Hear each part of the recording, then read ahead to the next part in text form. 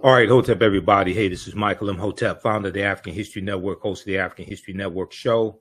I'm a talk show host, researcher, lecturer, writer, and historian. It is Sunday, August 20th, 2023, the 403rd commemoration of August 20th, 1619, when 29 Africans came into Virginia at Point Comfort on that White Lion pirate ship, which was a Dutch pirate ship. I'm here with our esteemed friend and educator, Dr. Chike Akua. How you doing today, brother? I'm blessed, brother. How are you today? Oh, I'm doing all right. I'm doing all right, man. Well, this is a timely conversation. Everybody, today we're going to talk about what Black people need to know about the Florida school curriculum culture wars. And these school curriculum culture wars are spreading across the nation. And specifically, we're going to talk about a Washington Post column that Dr. Chike Akua wrote, came out August 17th, which is Marcus Garvey's birthday as well, August 17th, 2023. And Chike sent me a text message of the article yesterday. I said, hey, we have to interview you on the African History Network show today. Okay, so let me just do a brief introduction of Dr. Chike Akua. He's an assistant professor of educational leadership at Clark Atlanta University and one of the most sought after speakers at colleges, universities, and educational conferences. As an internationally recognized thought leader, Dr. Akua's scholarly research on African-centered education has been published by academic presses in the following publications: African-Centered Education, Theory and Practice in the year 2020, the Journal of Black Studies in 2020, the SAGE Sage Encyclopedia of African Cultural Heritage in North America in 2016, and the Handbook of Urban Education in 2014. His most recent book is the revised and expanded fourth edition of Honoring Our Ancestral Obligations, 7 Steps to Black Student Success, which is used as a text at a number of colleges and universities nationally. And he's the author of 11 books and creator of Reading Revolution Online, which he'll give us more information about later in this interview. And their website is readingrevolution.org, readingrevolution.org. All right, so brother, we're going to pull up your article here from the Washington Post up here on the screen chat, on the screen share. But the name of the article is The Irony of Black History Legislation in Florida. So give us a synopsis of what you were talking about here in this article. Sure. I went into some of my research on Black history laws throughout the country. And in some of my research, I examined Black history laws in several states: New York, New Jersey, Illinois, South Carolina, and Florida. And interestingly enough, I found that Florida had a little known African-American history law. And I found that their law was the most comprehensive of all of the different Black history laws that I examined. Right. And what made it unique was that this is the only law that required that teachers teach the African and African-American contributions and accomplishments that have been made across the curriculum. So in other words, in those other states, the law required that teachers teach about slavery and the African-American experience starting in America, and only in the social studies classroom. But Florida's law was more comprehensive because it required that you also taught the African contributions before slavery and across the curriculum, meaning in science, in math, in language arts, and reading, and literature, and social studies, all of the different subject areas. So I found that to be a fascinating article, and that the people who brought that legislation into being were very intentional about how they worded it. So I found it very ironic in terms of what's going on in Florida and many other states now, as they're trying to censure what's taught about Black history. And much of that is happening or started in Florida, which has, interestingly enough, the most comprehensive law. So that's what we mean by the irony behind these Black history laws. Okay, and that law that you are referring to is Florida Statute 1003.42, Section 8, and is referenced here in your article here for the Washington Post. And in this section, and I'm going to have you elaborate on this, you talk about the fact that so you were teaching at a school. Was that an elementary school or middle school, and starting in 1992 in Virginia? Yes, middle school. Middle school, okay. And you go on to say in 1994, 2 years after I began teaching in Virginia, the state of Florida passed landmark legislation that required the teaching of African and African American contributions across the curriculum. And everybody could research this, and he put the link here in the article to this statute. I think it has the link to the article, the link to the statute, or you can Google it. Florida Statute 1003.42, Section H, required that teachers teach, quote, the history of African Americans, including the history of African peoples before the political conflicts that led to the development of slavery, the passage to America, the enslavement experience, abolition, and the contributions of African American society. Okay, so now contrast this. Now you and we're going to talk about your experience in teaching in Virginia as well, but contrast this law and Governor Ron DeSantis, who I loathe and abhor. He has cited this law to try to give cover to the 2023 social studies standards that so many people are raising objection to. And I have those social studies standards. I'm going to show them on the screen as well. I have the PDF of it, of the 216-page document or so. Talk about how this law contrasts with the 2023 social studies standards. Well, the law that came out in 1994, as you can see, is very comprehensive in the way that it was worded, because it was constructed by Black scholars and educators and legislators. Okay? Right. And I interviewed several of the Black legislators and educators that brought that law into being. And what they were very clear on is that prior to that law, there were several themes that emerged. One of them is the inaccuracy in the school curriculum. That Right. Each of the people that I interviewed were very, very clear that school curricula to that point was very inaccurate. Secondly, not only was it inaccurate, the second theme that emerged was that there were clear omissions that were very important contributions and accomplishments that African people and African Americans had made to American history and to human history. The third element or theme that emerged in these interviews, and by the way, when you conduct research, you're looking for patterns. So these are the patterns that emerge, whether you're doing interviews, doing surveys, observations.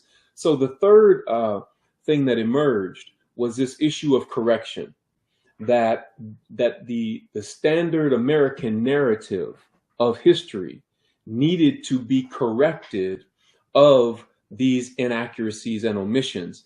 And then once corrected, the true and authentic contributions of African Americans and Africans needed to be included into the curriculum.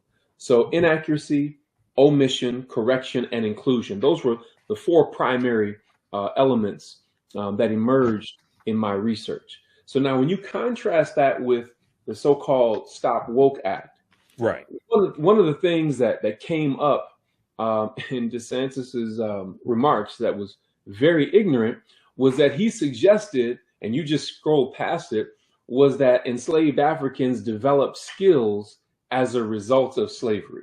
Right, exactly. And I've dealt with that extensively here on the African History Network show. But go ahead, because you do have some historical information here as well. But go ahead and talk about that. Right. So we know, and historical research tells us, that African people brought the knowledge of the cultivation of the cash crops that made America a world superpower virtually overnight. So they brought the knowledge agricultural engineering as it related to cotton cultivation, Right. indigo, tobacco, Rice. sugar, rice, Rice. all of those. And I wish I had added rice in there. I forgot to add rice. Yes. Absolutely. These are the cash crops that made America a world superpower almost overnight. Remember, when Europeans first came to America, they were starving. Right. They didn't know how to plant crops. It was Right. the indigenous people who had to show them how to do that. And indeed, Africans brought that over. They studied us very carefully so that they would know which nations to invade and which Africans to bring over here who had specific skills. So for him to make that very ignorant remark to suggest that Africans benefited from enslavement is idiotic and is very ill-informed and is very dangerous to teach our children or any children that.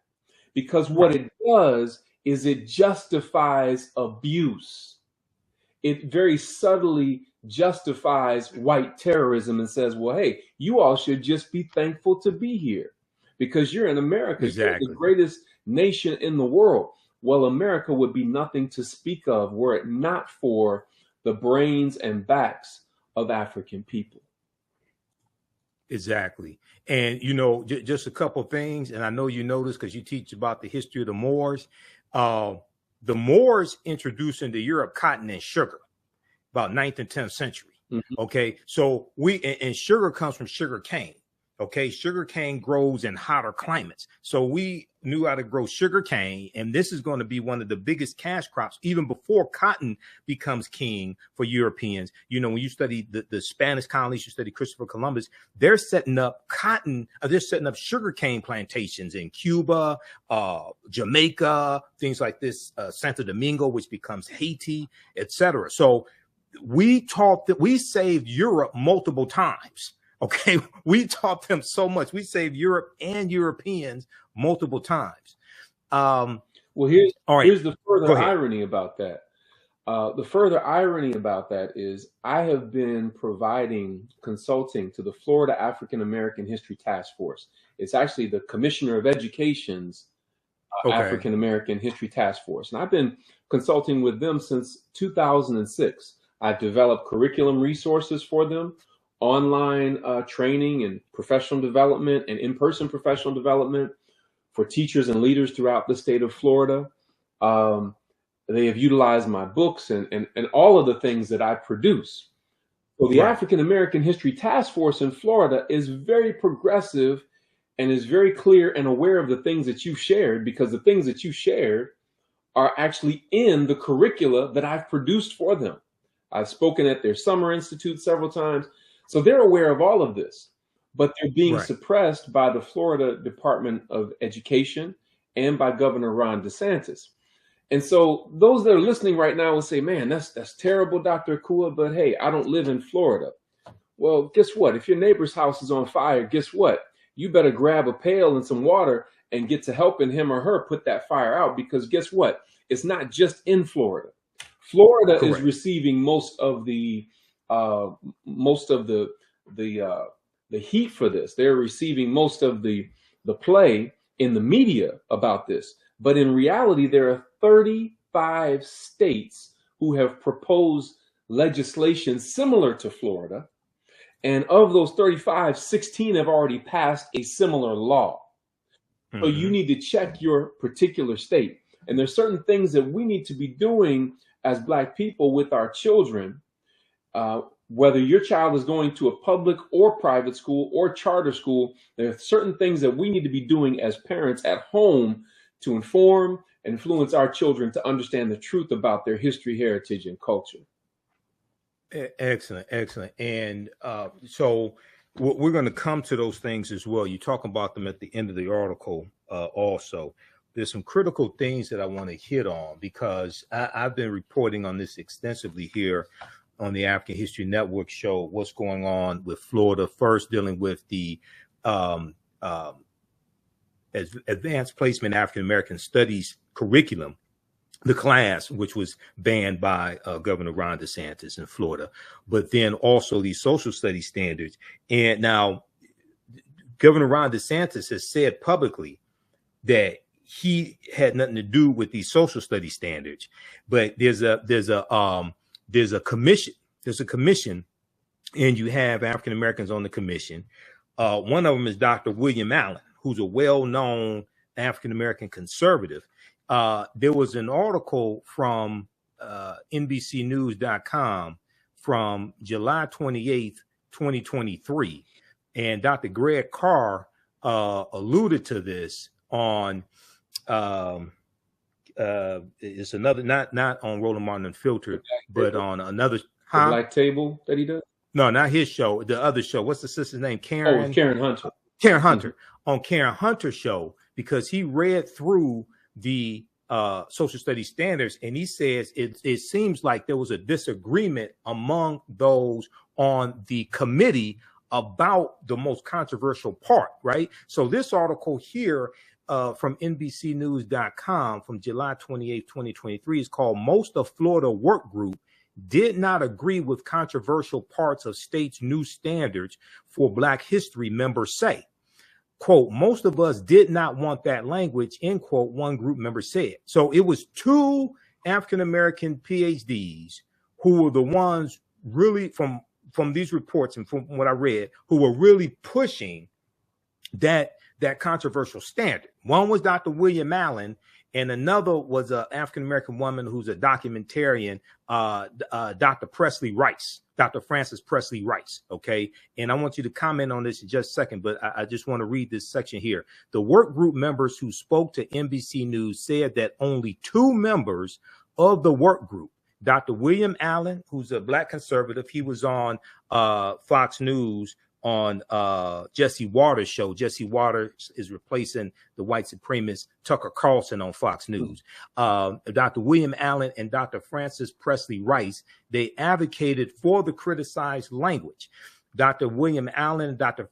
Frances Presley Rice, both Black Republicans, released a joint statement last week defending the new standards as, quote, comprehensive and rigorous instruction of African-American history. Now, and they said, quote, "The intent of this particular benchmark clarification is to show that some slaves developed highly specialized trades from which they benefited," end quote. These two Black PhDs wrote, quote, "This is factual and well documented." Go ahead and respond, Dr. Chike Akua. Then I got some follow-up information on this as well. Yeah, it's very skillful the way that they're attempting to word this. But let's go back to some of the first words you used to contextualize this. And you said two Black conservatives. Anytime I hear the words Black and conservative together, we have to ask the question, what are you trying to conserve?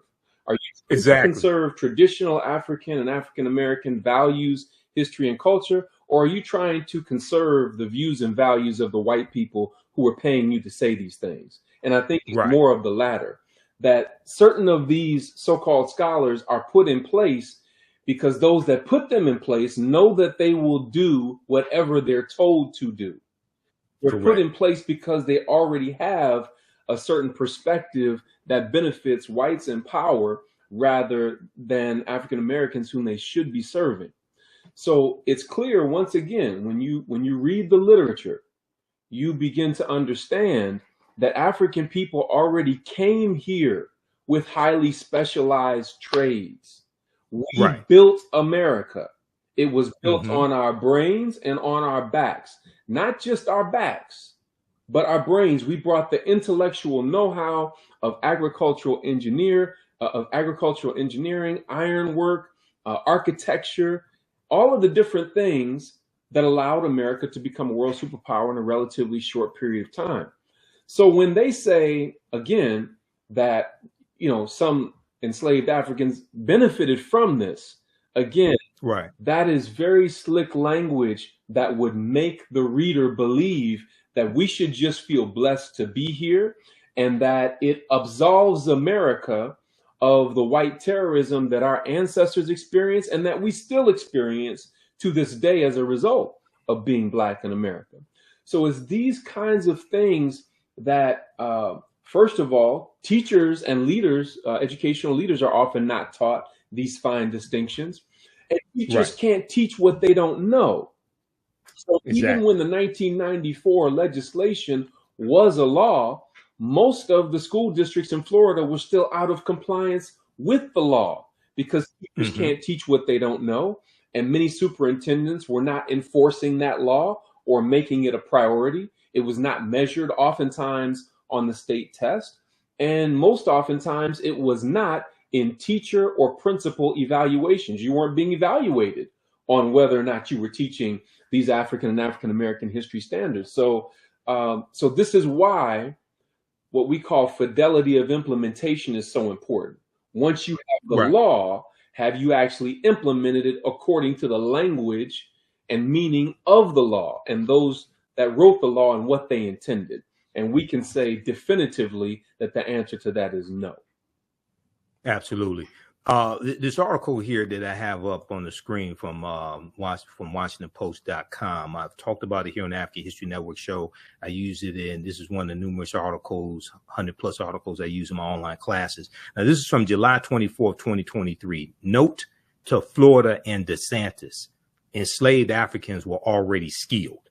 Now, this is by Jillian Brockale, and it goes through and it talks about things that we've talked about before. How a lot of these skills Africans brought to this country, how they came from highly sophisticated civilizations and kingdoms, etc. But it also talks about the fact that Europeans would target different groups of Africans because they were known to have certain skills. Yeah. And they had the skills that these Europeans wanted. For example, Chesapeake enslavers wanted people like the crew, KRU, specifically for their skill for boat building. Mm-hmm. Though Europeans were sailing farther distances, slave traders marveled at the superior stability and speed of West African canoes, some of which they said could hold 100 people. These boat designs were ideal for fishing, freight, and ferrying up and down the Chesapeake. She talked about, we know Onesimus. I'm not exactly sure how to pronounce this, Onesimus, but Onesimus was the African slave who taught the Puritans how to inoculate themselves from smallpox. He was from West Africa. Mm-hmm. Okay. They talk about how New England Puritans targeted Akan-speaking people from the Gold Coast or Ghana who had a long military tradition emphasizing discipline and quick thinking. But go ahead and comment on this, brother. Yeah, so, and that's one of the things I love about your show, brother, is that you use documented research literature. And I can give some other examples. If you go and you read Charles Finch's book, The Star of Deep Beginnings, The African Genesis of Science and Technology, if you will go and read Blacks in Science by Dr. Ivan Van Sertima, if you read Blacks and Science by Robin Walker, volumes 1 and 2, there is a literature on these things. We're not just talking and just making stuff up. When we say that there's scientific research literature, we mean that there is hard empirical evidence to demonstrate what we're talking about. There, you have it right there. It's Robin Walker, Blacks in Science. Yeah. So there is a very long and extensive and voluminous research literature on these things for those that care to know. But one of the things that was done to us is to, first of all, make it so that you don't know, and then to make it so that you don't want to know. And so there's an African proverb that says, lack of knowledge is darker than the night. Not to know is bad, but not to wish to know is worse. And so for those of us who do know, for those of us who have made this our life's work to study it and pass it on to our children, these are very, very challenging times that we're living in. And what they are doing should be very clear to all of us. And so we cannot stand idly by and allow other people to control the curricula that our children will be fed when they go to school. And I want to say this also, Brother Michael. You know, we know here at the African History Network how important independent Black schools are, independent African-centered schools are, and we will always advocate for that. In addition to that, however, we also know that 95, 96, probably 98, 99% of Black children in America go to public schools. And they Correct. are going to be subject to this kind of indoctrination. And so that is why we must fight inside the system and build outside of the system simultaneously. Exactly. And this is why, even though you and I are both advocates for homeschooling, and we both speak and have spoken numerous times at the Liberated Minds Black Homeschooling Education Expo, shout out to Queen Thais, Yes. and the people doing work there. But homeschooling by itself is not going to save African-American children. And what I mean by that is the majority of our children are still going to go to public school. So even though we can augment what's taking place in public school with homeschooling, we're not going to be able just to homeschool exclusively all of our children. Okay. And the other thing is that every ethnic group of children need this history also, not just African-American children. Go ahead. In addition to that, our tax dollars are going to this. Exactly. We're paying to be miseducated. We're paying to be lied to. We're paying for what Dr. Kemet Shockley calls a mild form of mental molestation when our children go to these schools. So we're literally paying to be oppressed. And one of the goals of the oppressor is to get the oppressed to participate in their own oppression. And so that's one of the things that's a big problem with this as well. And this is why we must take a stand on this, why we must be vocal about it, and why we must continue to agitate to make sure that these clarifications and corrections are made. But we need to do it at home as well as in public and in the schools. Exactly. I want to go to this article here, then we're going to go back to your article with from the Washington Post. Now, I've dealt with this all extensively here on the African History Network show, step by step. So after the rebuttal from Dr. William Allen and Dr. Francis Presley came out, what happened was, is detailed here in this article here from the Tampa Bay Times, picked up by Yahoo News. I want everybody to read this. Benefited from slavery. Critics say some of the state's examples were never even slaves. So this is what happened. To push back on the criticism that was taking place across the country, you had a spokesperson for the Department of Education named Alex Lanfranconi.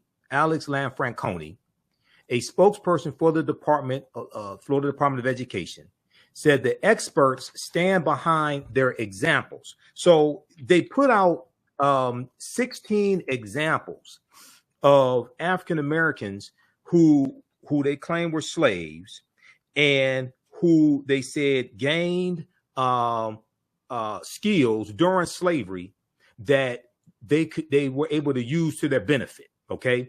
Responding to mounting criticism, the department, referring to the Florida Department of Education, issued a statement Thursday offering 16 examples of historic figures it said fit that description. Okay. The description of people able to enslaved and gained, suggesting some slaves benefited from skills they learned while enslaved. That they develop highly specialized abilities that help them later in life is, quote, factual and well documented, end quote, the Florida Department of Education stated. Asked for more information on Friday, Florida's Department of Education cited references, the Colored Patriots of the American Revolution, which is an 1895 book by William Cooper Nail. I don't know why they had to go back that far. And Encyclopedia of African American History, 1619 to 1895, which is a 2006 book edited by Dr. Paul Finkelman. We had Dr. Paul Finkelman here on the African History Network show a few years ago when he was speaking at the Charles H. Wright Museum of African American History. Now, Alex Lanfranconi, a spokesperson for the Florida Department of Education, said that experts stand behind their examples. Dr. Francis Presley Rice, a co-founder of the Yoakum African American History Association and chairperson of the National Black Republican Association, already there, warning flags all over the place, National Black Republican Association, she's the chairperson, provided the information to the Florida Department of Education. But other sources offer conflicting descriptions of the 16 historic figures, and critics came forward to attack the department's claims. Among the problems historic sources show several of the 16 individuals were never even slaves. Go ahead and comment, and I'm going to pull up the 16 individuals, brother, because almost half of them were never slaves. Go ahead. Yeah, so there were many Africans who not only brought their skills with them from Africa, but there were many who were free people in the Americas. Yes. Who had developed their skills and were working in everyday life. But, you know, we could shut this down with one simple comment, brother. And it's simply this, and I have to give a shout out to my brother, JR, who shared this with me. Okay. Would there be anyone so ignorant as to suggest that Jews benefited from the Holocaust? No, there wouldn't. You know, even so no one would not Jews as a whole. No one would even think to say something so outrageous. Right. But why is it that there are those that think that they can say that regarding African and African American people? This is a question of power or lack thereof. And so, again, it seeks to justify abuse and white terrorism. It subtly says, once again, y'all should just be glad to be here. You know, what if, you know, look at Africa now. What if you were over there now? Well, if Africa hadn't been invaded, exactly, you know, in the ways that it was, if African people were not brought here, there would be no America worth coming to, because we were the ones that built it into something that was appealing and attractive to make people want to come here. But again, these are the fine distinctions that leaders and teachers have to have when they're teaching these different standards. Exactly. And not only that, we take it back to Dr. David Imhotep and the first Americans were Africans documented evidence. There's overwhelming evidence to show the African presence here tens of thousands of years ago, at least 51,700 years ago. So this, to be quite honest, this was our land stolen from us. Absolutely. Okay. You know, so people have to understand that as well. So people go through and read this rest of this article, and we're going to go back to your piece here in just a minute. They go through and give examples of, and this is what's so disturbing, that these people, now the two, so if you listen to Governor Ron DeSantis, he says, well, these standards were put together by two PhDs. These are the people, these are the two PhDs he's talking about. And one of the examples they gave was Booker T. Washington, who is included on the state of Florida Department of Education website as an educator. Booker T. Washington was enslaved, but did not gain his skills until after he was freed at age 9. He worked in mines and as a houseboy before entering school, according to Tuskegee University, which he founded in 1881. They also talked about, they also gave, these two PhDs gave the examples of James Forten and Lewis Latimer. And they said that they were slaves who gained their skills during slavery. Okay, the Florida Department of Education said Lewis Latimer was a blacksmith. Lewis Latimer that helped dealt with the filament when it comes to the light bulb, things like this. The inventor, Lewis Latimer. Right. Okay, the department said Latimer was a blacksmith born into slavery in 1848 and freed in 1852. And James Forten, the ship magnate, was a shoemaker born into slavery in 1766 who escaped in 1788. A museum dedicated to Lewis Latimer states that he was born to two self-liberated, formerly enslaved parents. He was self-educated. He worked as an inventor, participating in the development of the telephone and incandescent lighting, among other inventions. And then the Museum of the American Revolution describes James Forten as a black entrepreneur born to free black parents. He served on privateer ships during the Revolutionary War and became a wealthy sailmaker. So about half of their examples that they gave to justify saying that you had some African Americans who were slaves and gained skills during slavery that they could use to their benefit later in life, half of them were never slaves. Go ahead, and we're going to go back to your article. So you're doing what I do as a professor who oversees dissertation research. When I look through the draft of a dissertation of one of my students who's conducting research, I'm looking to make sure that their explanations are in alignment and whether it flows with the proper logic. And just as you've demonstrated, and the writer of this article has demonstrated, their logic does not flow logically. It is illogical. And it's very Exactly. clear. So if I were grading this paper or helping this student to do revision, let's say, hey, you have to go back and you have to revise this because this is not in alignment. It's not in alignment with historical fact. Go back and look at your literature review of the research. Go back and look at the data that you gathered and see if your data was authentic.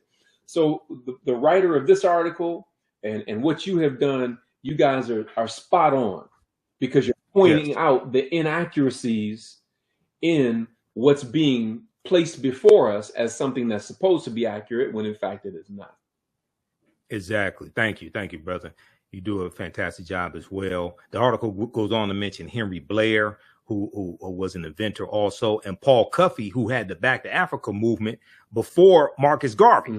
Paul Cuffey was taking African Americans to Sierra Leone. He was born free also. Okay.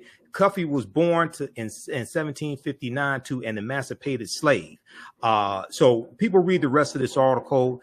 Is originally from the Tampa Bay Times by Jeffrey S. Solocek, Solocek, Tampa Bay Times, picked up by Yahoo News. Benefited from slavery. Critics say some of these states' examples were never even slaves. This is from July 22nd, 2023. This is why it's important to do research and don't just, circulate nonsense like Tyler Perry bought BET, which I told people did not happen. I told people 2 months ago, I put out a video 2 months ago. I said, Tyler Perry did not buy BET.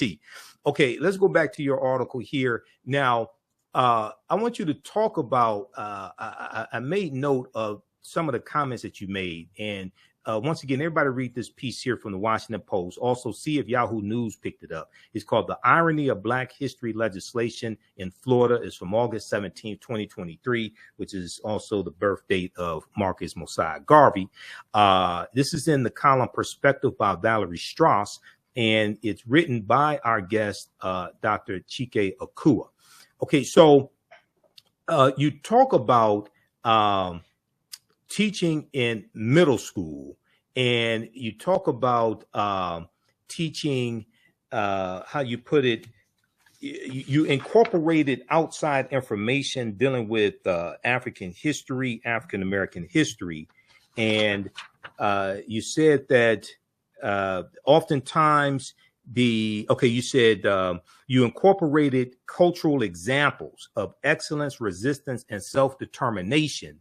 But a lot of times, and I want to get your exact quote here, a lot of times those examples conflicted with the administration, or may have conflicted with other teachers. Okay. Right.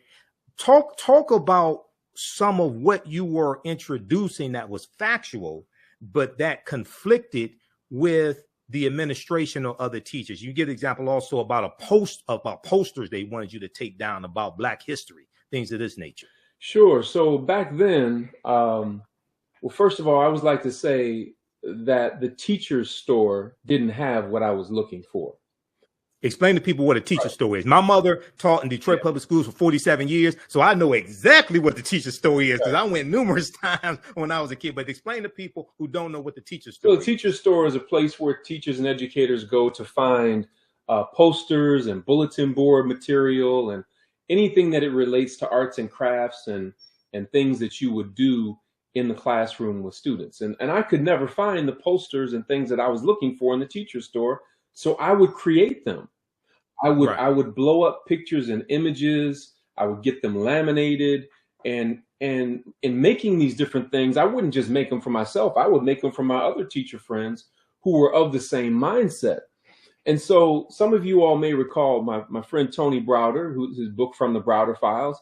He has this amazing picture of a muscular African man with arms outstretched, with a Kemetic or Egyptian headdress on, and a silhouette of Africa behind him. Beneath that picture is the same man with his head bowed and his wrists in chains, with a silhouette of America behind him.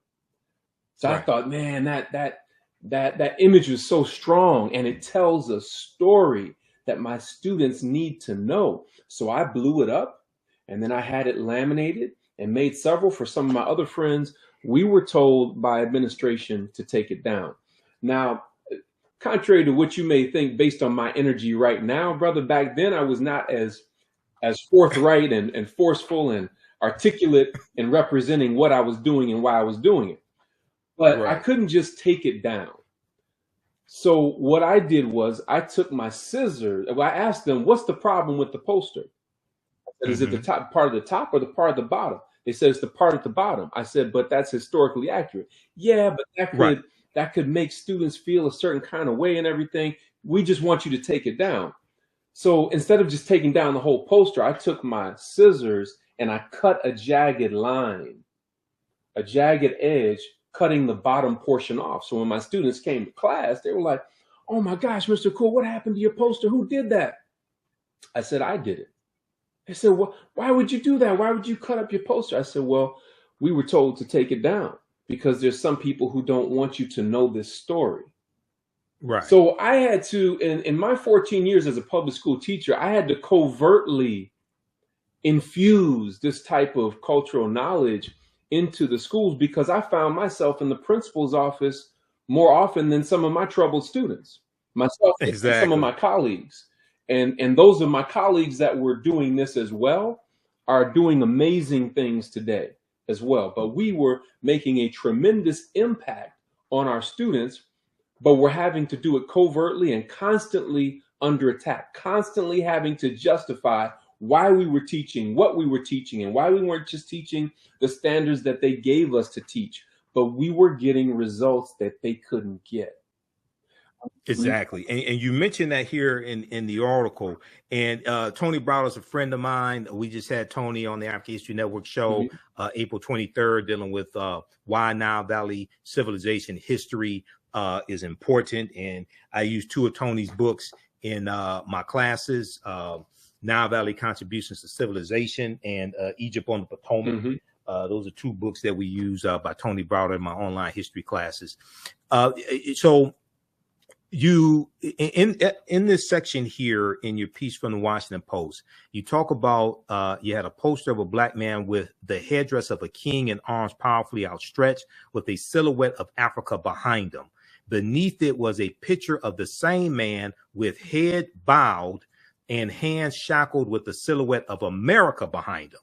The poster provided an opportunity for deep examination and inquiry. The poster told a story that our administrators were unwilling to acknowledge. It is a story that many are still unwilling to acknowledge or accurately assess today. Now, you said it was not uncommon for one of us to be called to the office, the principal's office, for questioning about our methods and materials. But as a result of our methods and materials, we were achieving academic and behavioral results that other teachers were not achieving, and often from students deemed unreachable. So talk about some of the success that you had with students who other teachers deemed unreachable, but what type of knowledge were you giving them that changed their behavior? Well, first, let me say, brother, and I'm sure you've heard this before, when you go on a job, two of the most important people for you to know is not necessarily your direct supervisor or your boss.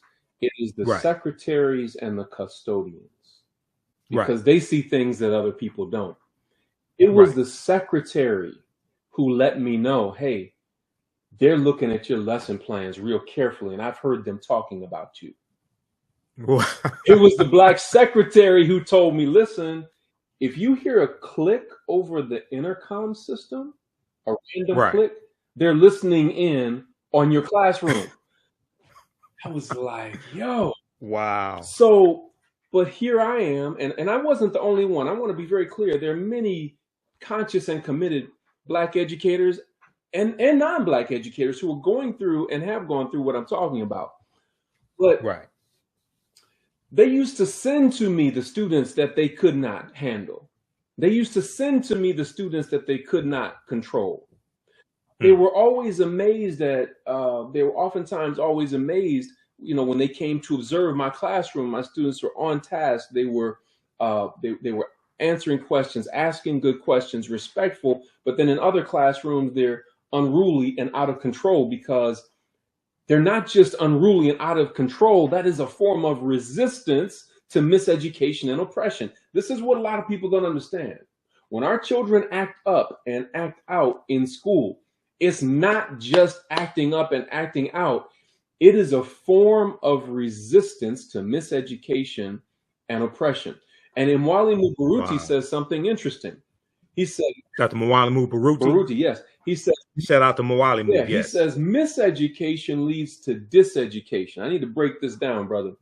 Miseducation, of course, comes from Carter G. Woodson, and that is being given a form of schooling that doesn't teach you the truth about your history and culture or prepare you for life as you will face it. Okay, that's miseducation. But Imwali Mubaruti says miseducation leads to diseducation. Diseducation is an anti-learning psychology. In other words, you've lied to me so much, now I don't want to learn about nothing. So think to yourself, have you ever seen, particularly young brothers, sometimes sisters, but most of the time young brothers, who mentally opt out of school altogether? They've checked out. They're resistant, they're unruly, they're defiant, they may be disrespectful, because that is a result of diseducation. You've lied to me so much, now I don't want to learn nothing. Right. And all of this can be mitigated and solved by conscious and competent educators who know the truth about our history and our culture, and who understand the methods for reaching and teaching and bringing out the brilliance in Black children. The methods for reaching and teaching Black children have been proven to be unique from other methods. And oftentimes, many of our teachers are taught in schools of education where they don't learn the methods that have been proven to bring out the brilliance in our children. So we already have a chronic teacher shortage. And then the teachers that do get results, you put the heat on them because they're teaching in culturally relevant and responsive ways, and they're teaching truths that you're not comfortable with. So this is what we're facing in the schools today, and it's something that needs to be dealt with head on. Exactly. I totally agree with you on that, man. Okay, and let me put your website up here, the website link. Everybody visit Dr. Chike Akua's website, which is readingrevolution.org. Reading Revolution, we have it here at the bottom of the screen, readingrevolution.org. You can get more information on his programming, on his programs, and get into contact with him as well. And he's going to give us some information toward the end of this broadcast also. So readingrevolution.org, check that out. And for those just joining us, I'm Michael Imhotep, founder of the African History Network, host of the African History Network show.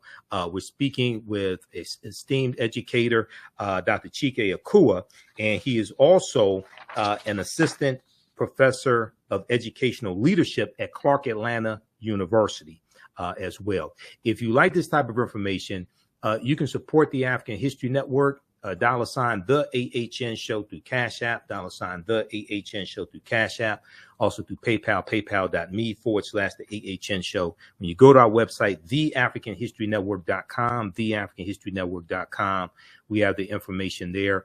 You can also register for the online history classes I teach on Saturdays and Sundays.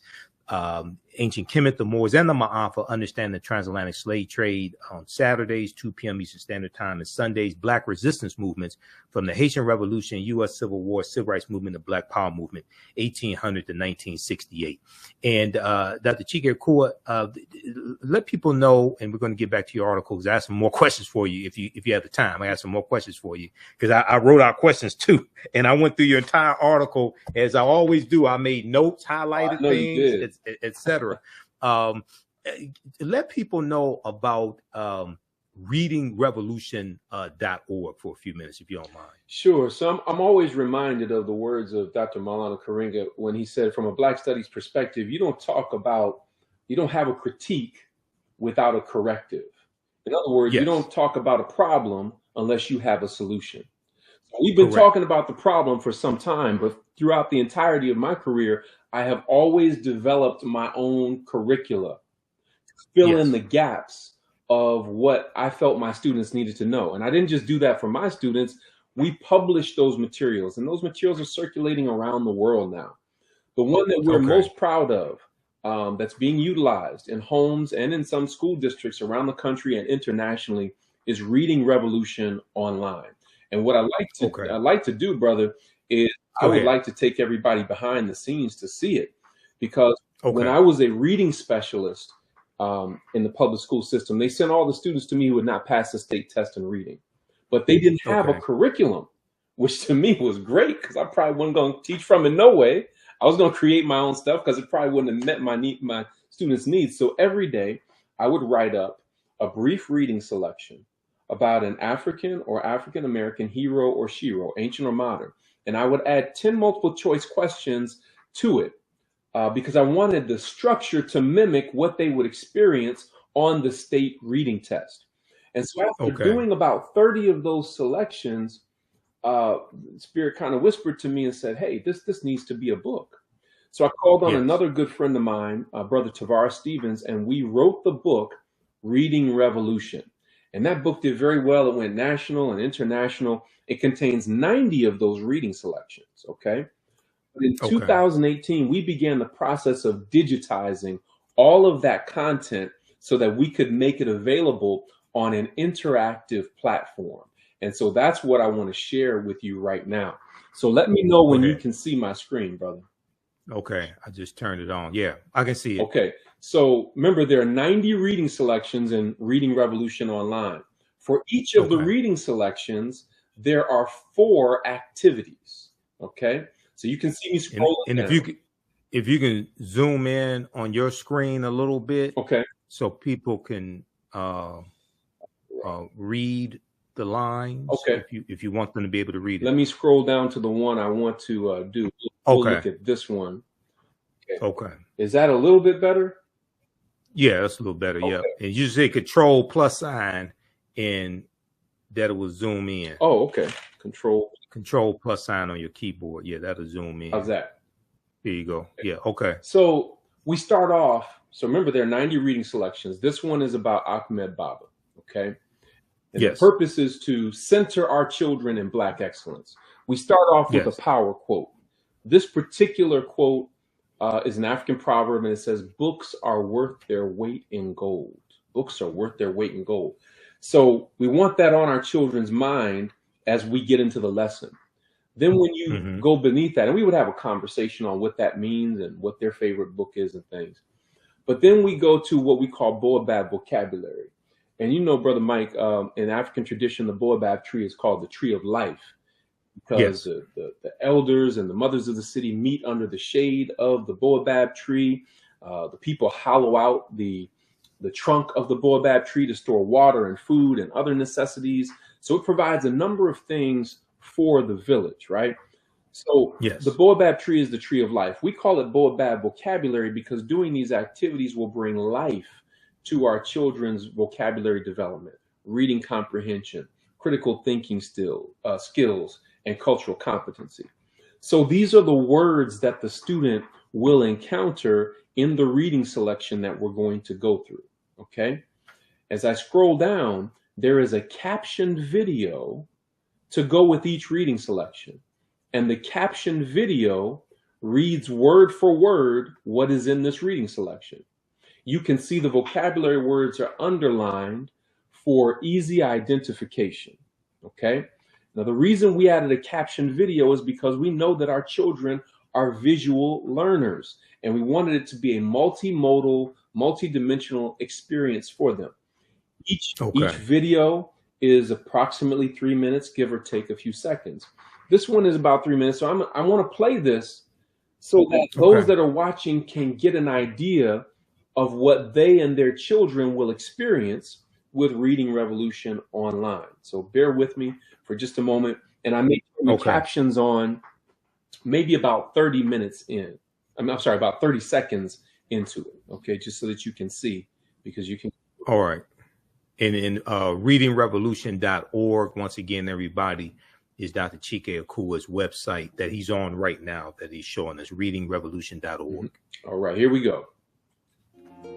Ahmed Baba and the University of Sankore.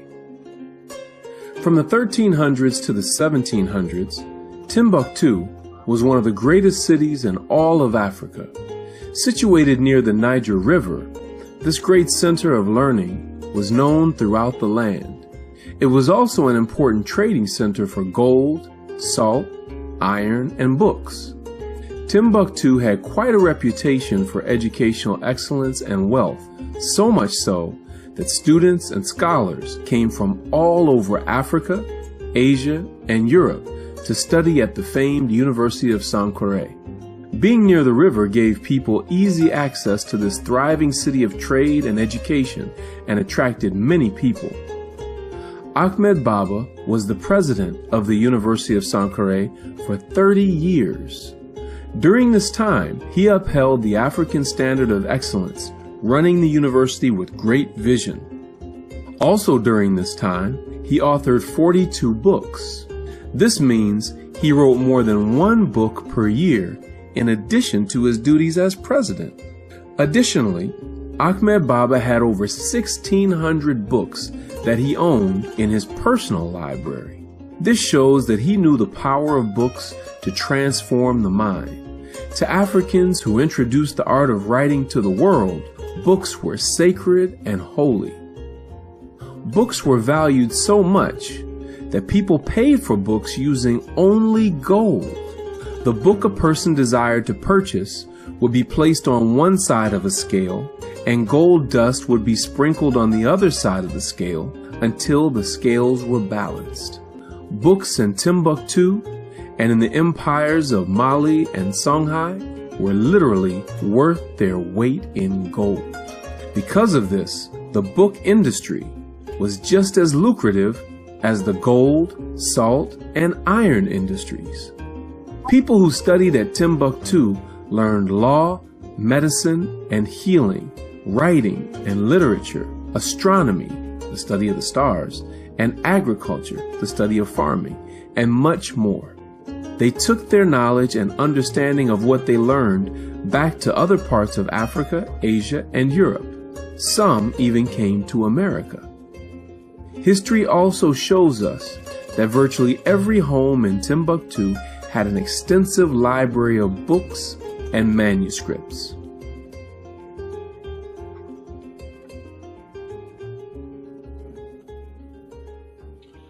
Okay, before. All right, that's great.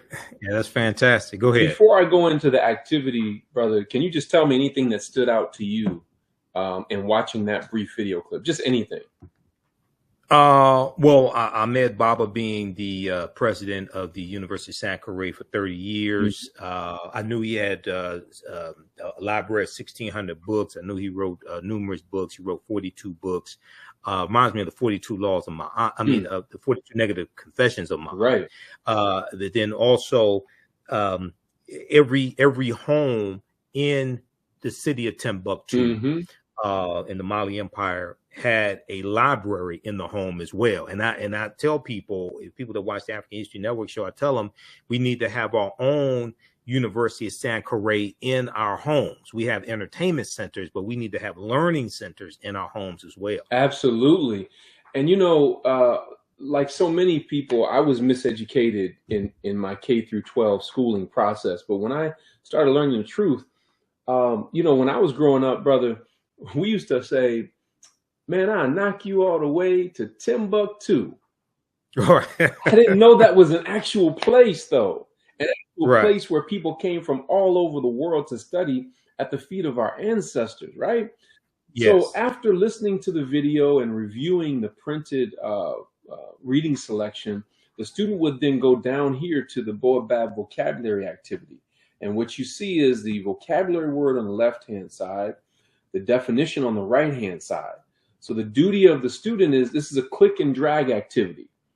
So they click and drag and bring the two together. So we know astronomy is the study of the stars. So we click and drag that and put those two together, right? We know agriculture is the study of farming. So we click and drag and put that in place, right? We know the word sacred means holy, and we put that together. After the student does all of these, they would then click at the bottom and the system would score that for them, okay? Okay. So for the 90 reading selections, there are 4 activities. Again, 90 reading selections, 4 activities for each one. The first activity is the vocabulary activity. The second activity is a comprehension assessment. And I'm going to just run through these real quick, and you'll see some of the vocabulary words in here as well. I'm going to get some of them wrong on purpose for the sake of time. I'm just going to run through this. I'm going to get some of these wrong so that you can see how our system scores it. Okay. Let's see. So this is what we call a short cycle assessment. That is a student reading a brief passage and then answering some questions about it. And again, I'm going to get some of them wrong intentionally just so that you can see how our system scores it. All right. Okay. And so I'm on number 10 here. Let's see how we did. So we got an 80. So now you can see what you got wrong, what you got right, and so forth. And so a parent can use this at home. If we know, see, we market my products to school districts all over the country and even internationally. But what I'm saying to Black folk is we can't wait for school systems to get a clue. You see what's happening with these retrograde policies and laws where they are literally telling you, we want you to stay asleep. That's why we call it stop woke, right? Yep. So we have to then take the responsibility to teach our children the truth at home so that at least when they go into school, they're now equipped to deal with the lies that they're being told, okay? So that was our multiple choice comprehension assessment. We had the vocabulary, we had the comprehension, now we have the grammar. This is where we take several items from the reading selection, and the student then has to retype each sentence, adding capitalization, punctuation, and changing verb tense where necessary. We don't have time for me to do all that now, but I'm just going to submit it. You see that I got a 0 because I didn't complete it, right? This is going to improve our children's grammar and writing skills as they're focusing on these particular elements of grammar and so forth.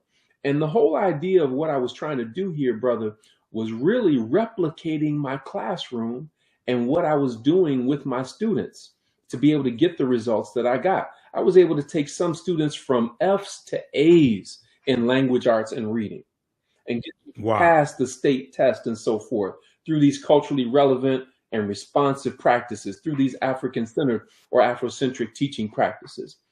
But if we're going to have a reading revolution, we also have to have a writing revolution. Right. And so for each of the 90 reading selections, we have a writing prompt also. This one says, Ahmed Baba wrote 42 books. If you were going to write a book, what would it be about? Would it be fiction or nonfiction? Who would the book be for? What age range or audience? Describe and explain. So the parent or the teacher would then tell the student, okay, I want you to write a paragraph, or I want you to write 2 paragraphs about this particular writing prompt. And our platform will archive that writing for them, right?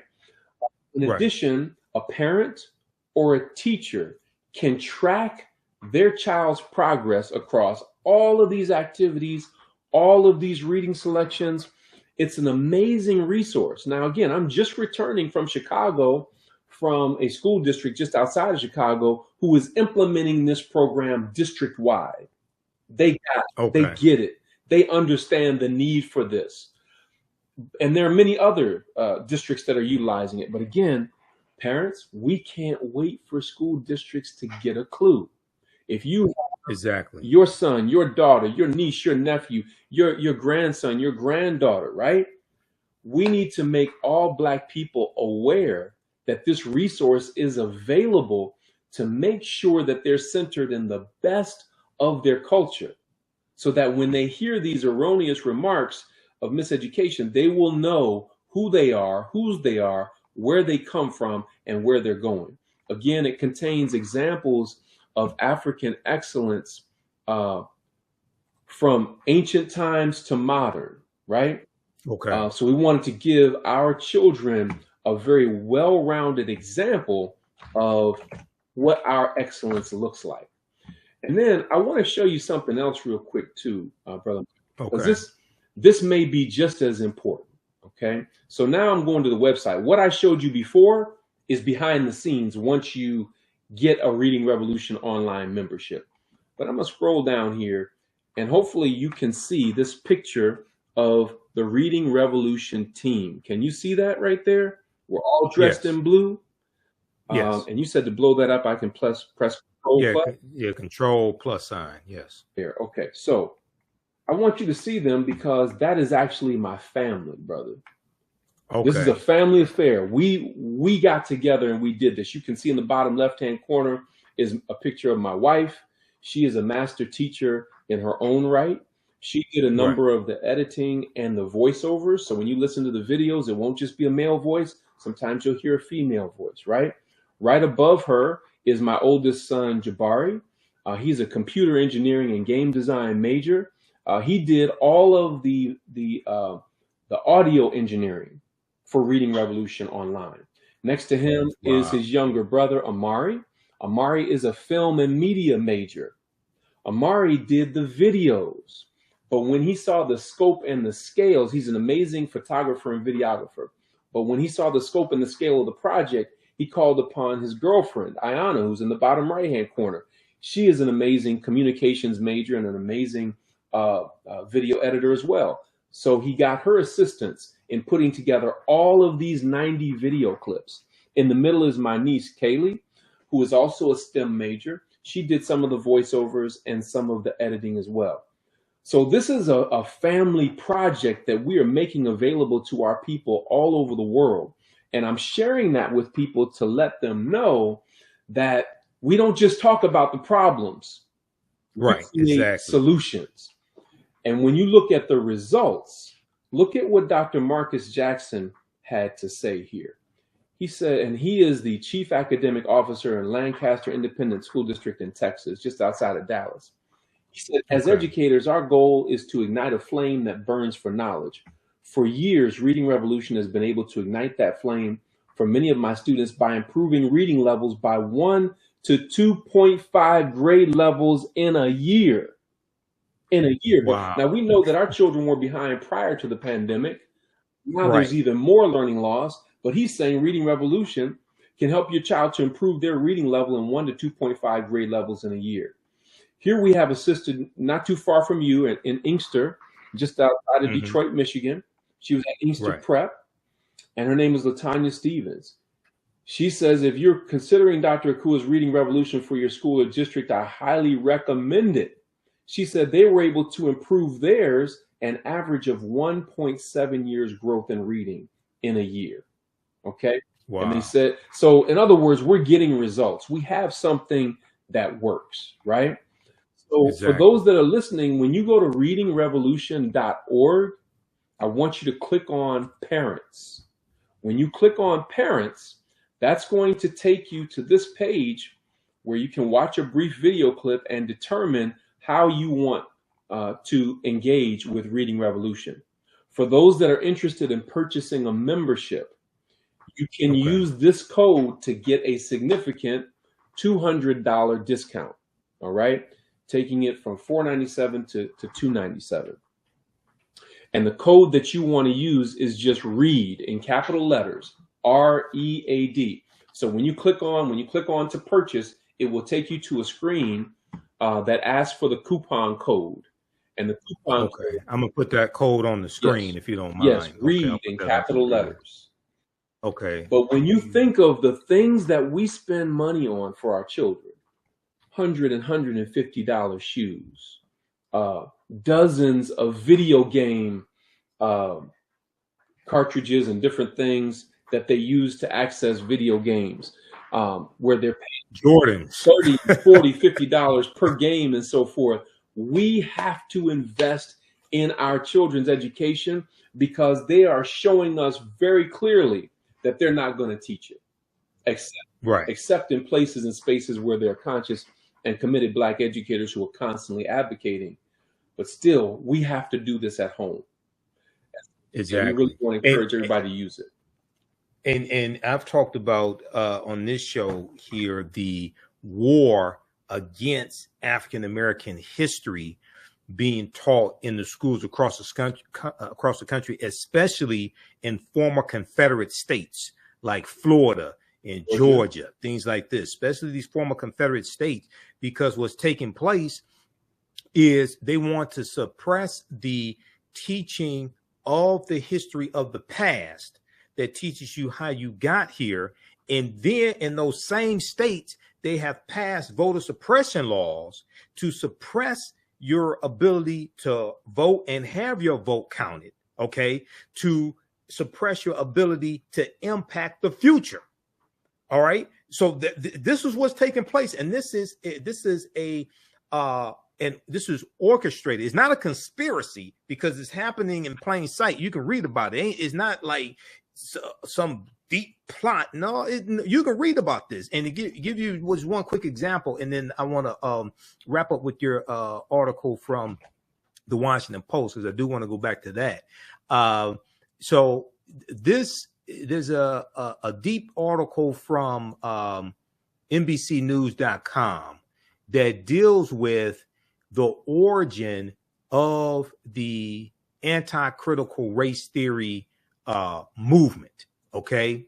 And it talks about how it goes back to Donald Trump in 2020. Okay.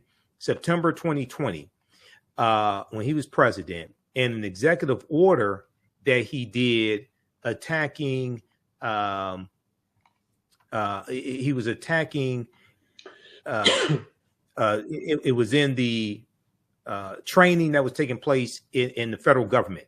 It was attacking critical race theory and diversity, equity, and inclusion, being that taking place in training with the federal government. I'm going to pull up this exact article because I want everybody to read this. And it goes through and breaks this down.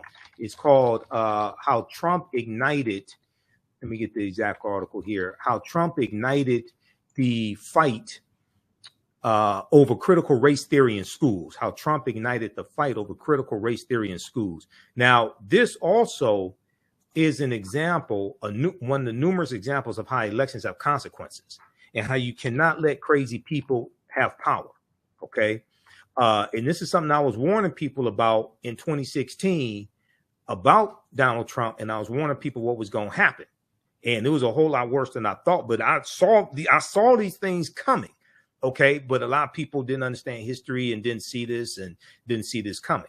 How Trump ignited the fight over critical race theory in schools. Republican lawmakers across the country have proposed bills to ban critical race theory in K-12 schools. Here's what that really means. Now, critical race theory is a legal analysis that's taught in law school, graduate school, and a little bit at the undergraduate level. It's not taught in K-12. All right. But what they're doing is they're taking everything that they don't like about teaching the history of slavery, African American history, things like this.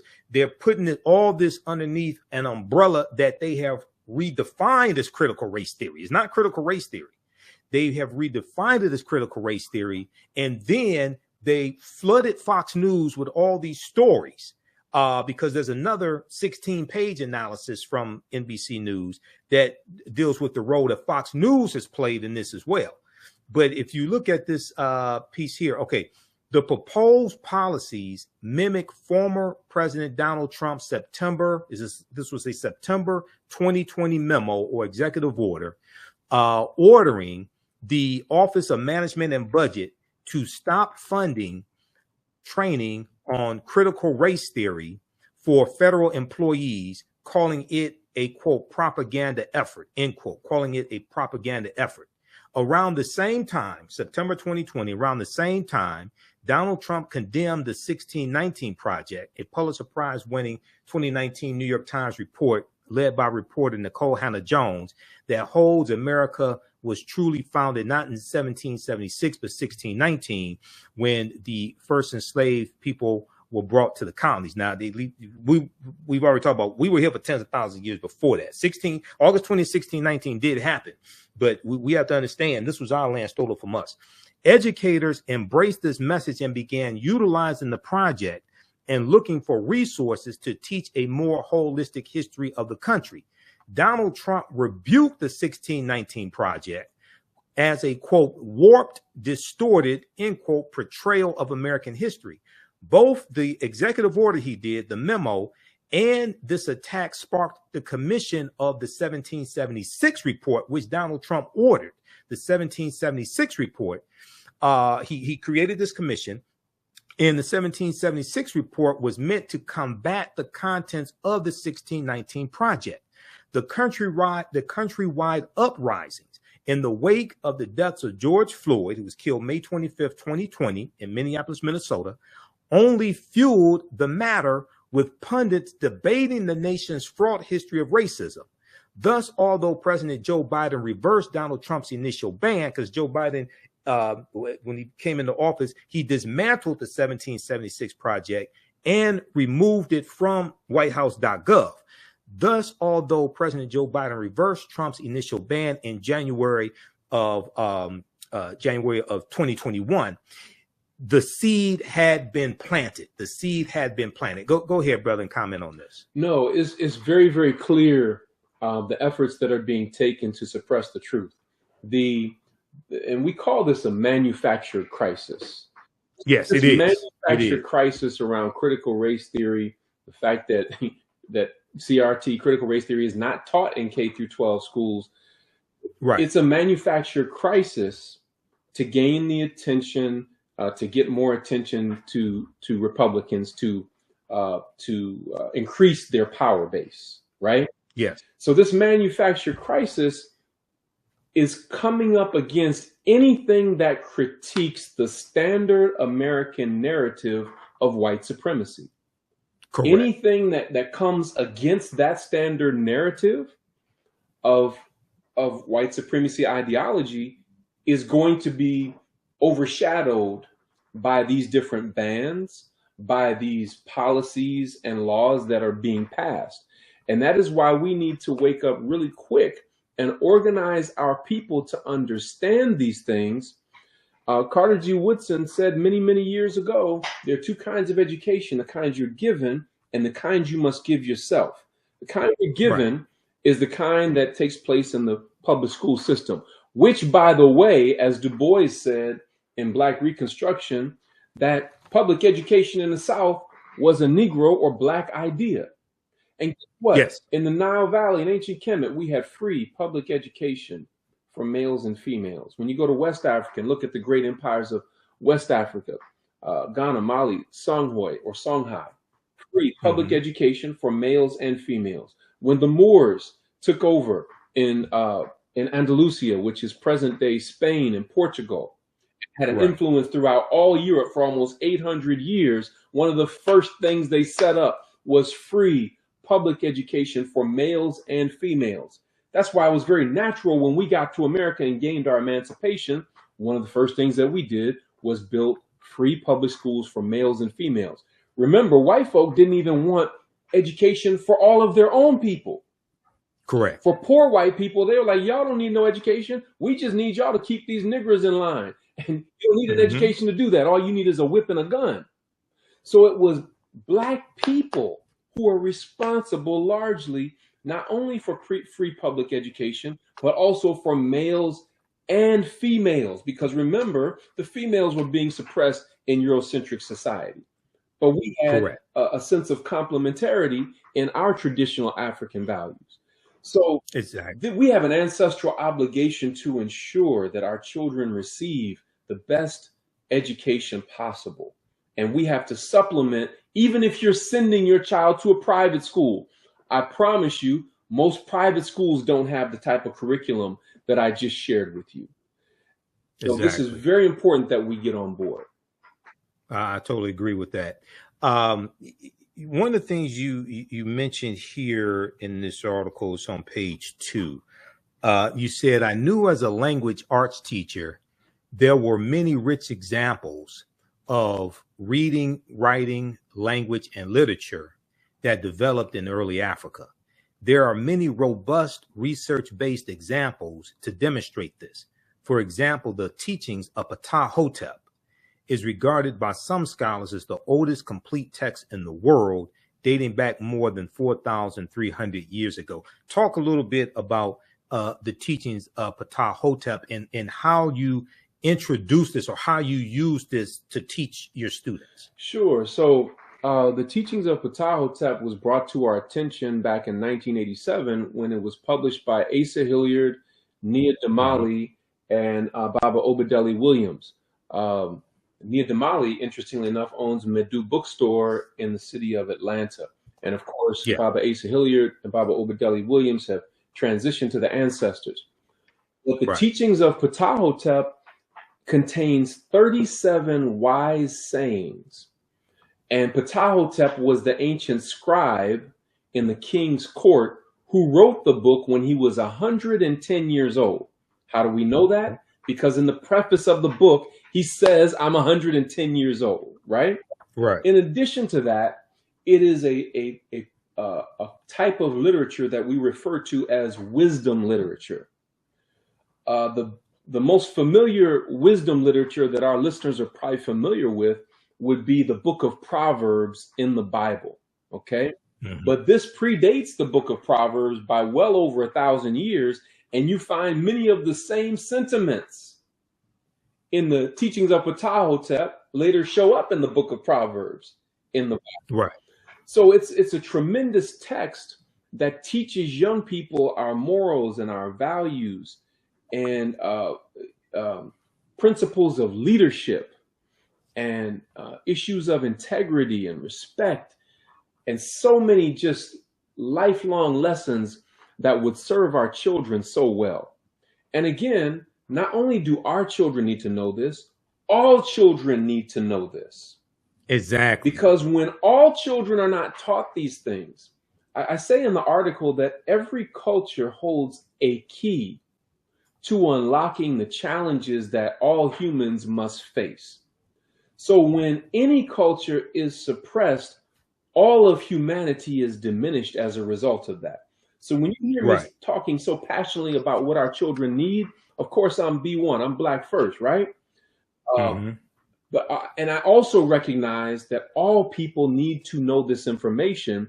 Other words, humanity is diminished. So the teachings of Ptah-hotep is a powerful resource. You can go online right now and order that book. It's a thin book, but a wealth of information in it that would serve you and your children very well.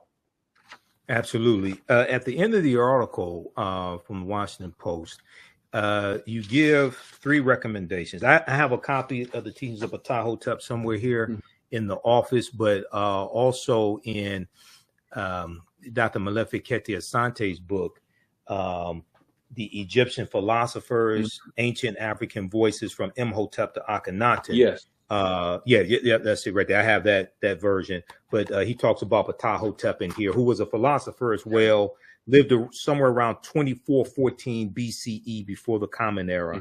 Because in the introduction, Chronology of Ancient World Philosophers, they mention a number of different ones. Imhotep, who I'm named after, Kagimni,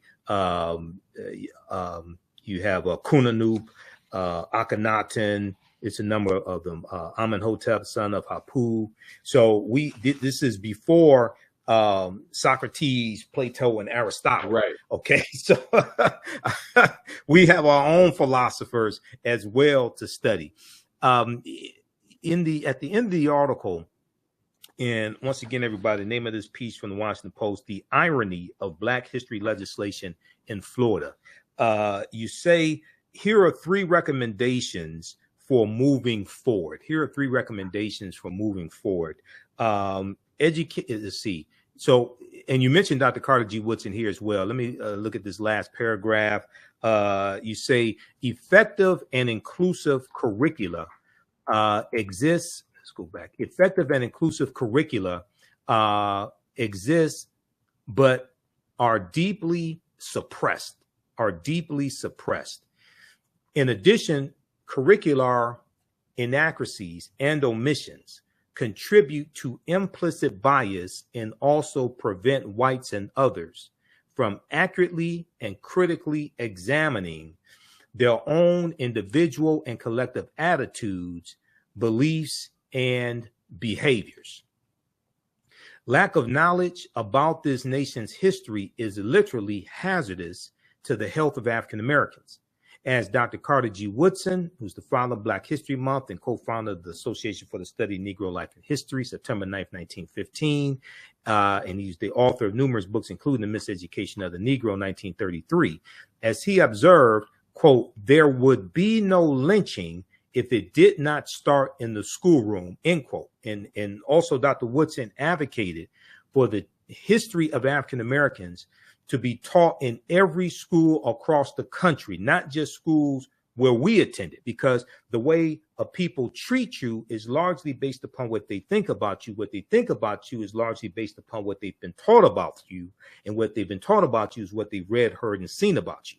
So you take us through 3 recommendations. So what are those recommendations? And these recommendations, this is actually the work that I do in providing professional development to educational leaders and teachers and counselors across the country.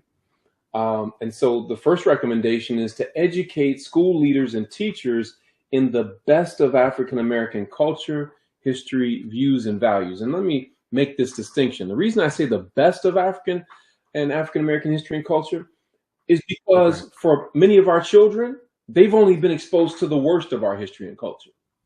Okay. Because, and it's what I call cultural identity theft. Cultural identity theft. How do you take a group of people who gave the world reading and writing and language and literature and architecture and engineering and agriculture and astronomy, mathematics and medicine, science and technology? How do you take that group of people and yet convince them that they come from a race of pimps, players, criminals, thugs, N-words and B-words?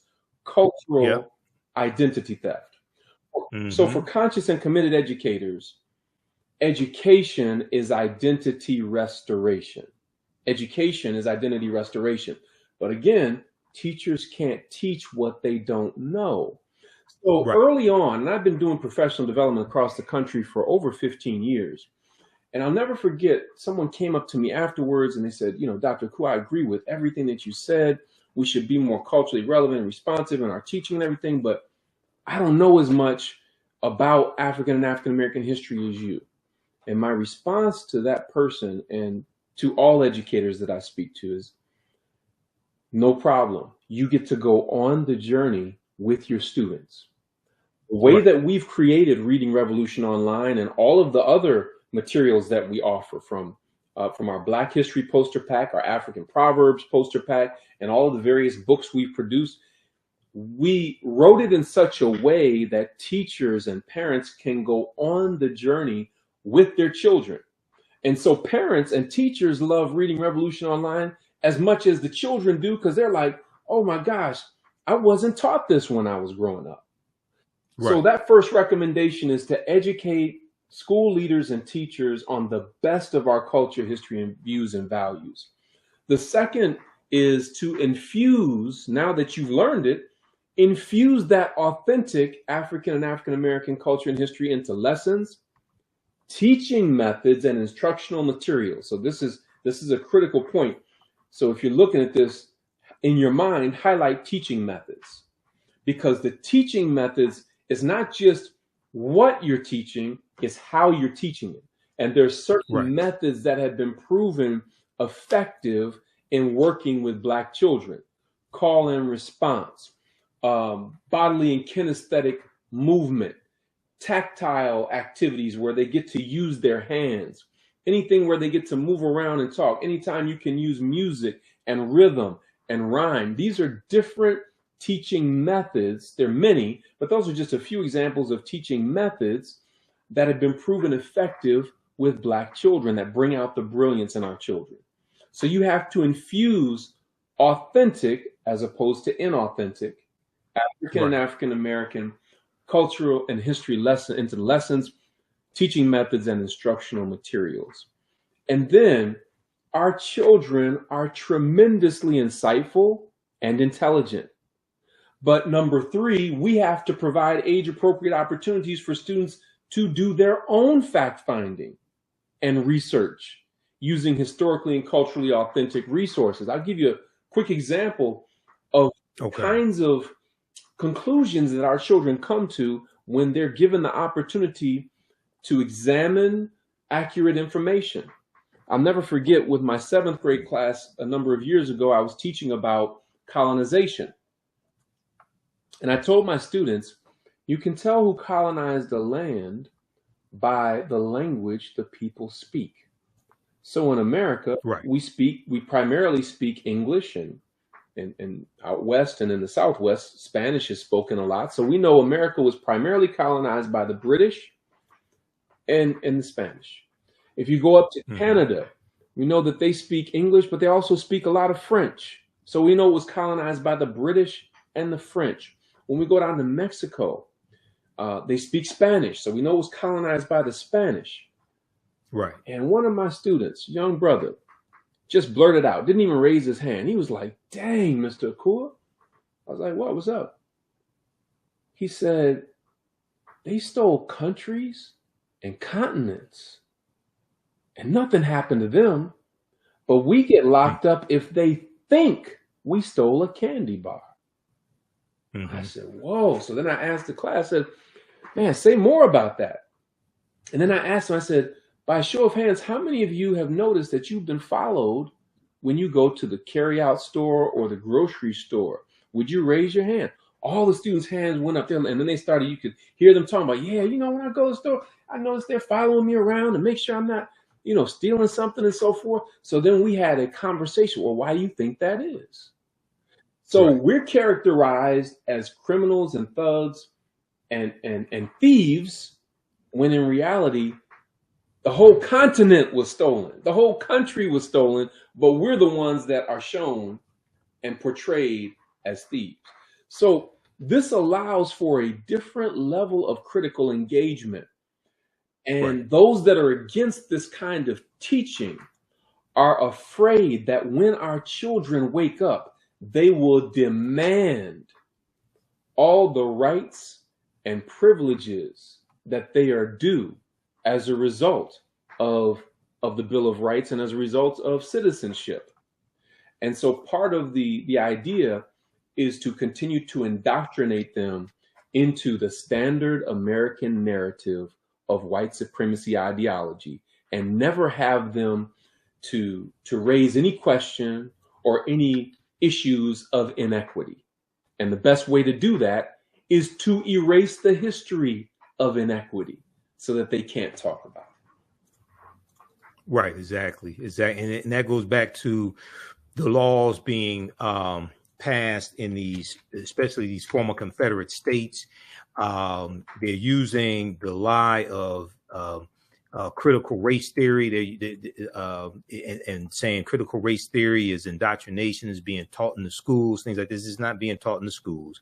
That's a legal analysis that's taught in graduate school, law schools, and a little bit in the undergraduate level. But they're using the lie, just like the big lie that the 2020 election was stolen. They're using the big lie to pass voter suppression laws to achieve their agenda. And they're using the lie of critical race theory to suppress the teaching of this history to achieve their agenda. But everybody should check out this article here. This is from thinkprogress.org. This is from March 25th, 2015. How news outlets help convince you that most criminals are black. Okay, so I have a background in media, and I've done extensive lectures and research on the impact the media has on the way we think, feel, act, and behave. My degree's in marketing as well. The foundation of marketing is psychology. But this was a nationwide study that looked at local news stations. Okay, and it found that the local news stories that they covered dealing with crime, okay, disproportionately showed African Americans as the perpetrators. All right. And they looked at in New York City, for instance, they looked at WABC, WNBC, WCBS, they found that African Americans were overrepresented as suspects in theft, assault, and murder coverage. And they said on WABC, WNBC, and there was one other one here. I'm trying to get rid of this ad. WABC, WNBC, and WCBS, 82%, 73%, and 70% of all wrongdoers were African Americans. However, data from 2010 to 2013 shows that Black people only accounted for 55% of murders, 49% of assaults, and 55% of thefts in the city of New York City. So this goes back to what I was saying. The way you treat a people is largely based upon what you think about a people. What you think about a people is what you have read, seen, and heard about a people, and what you've been shown about them. This is programming. Okay, so this is what we have to attack and deprogram. So this is why the work that you do, brother, is so important.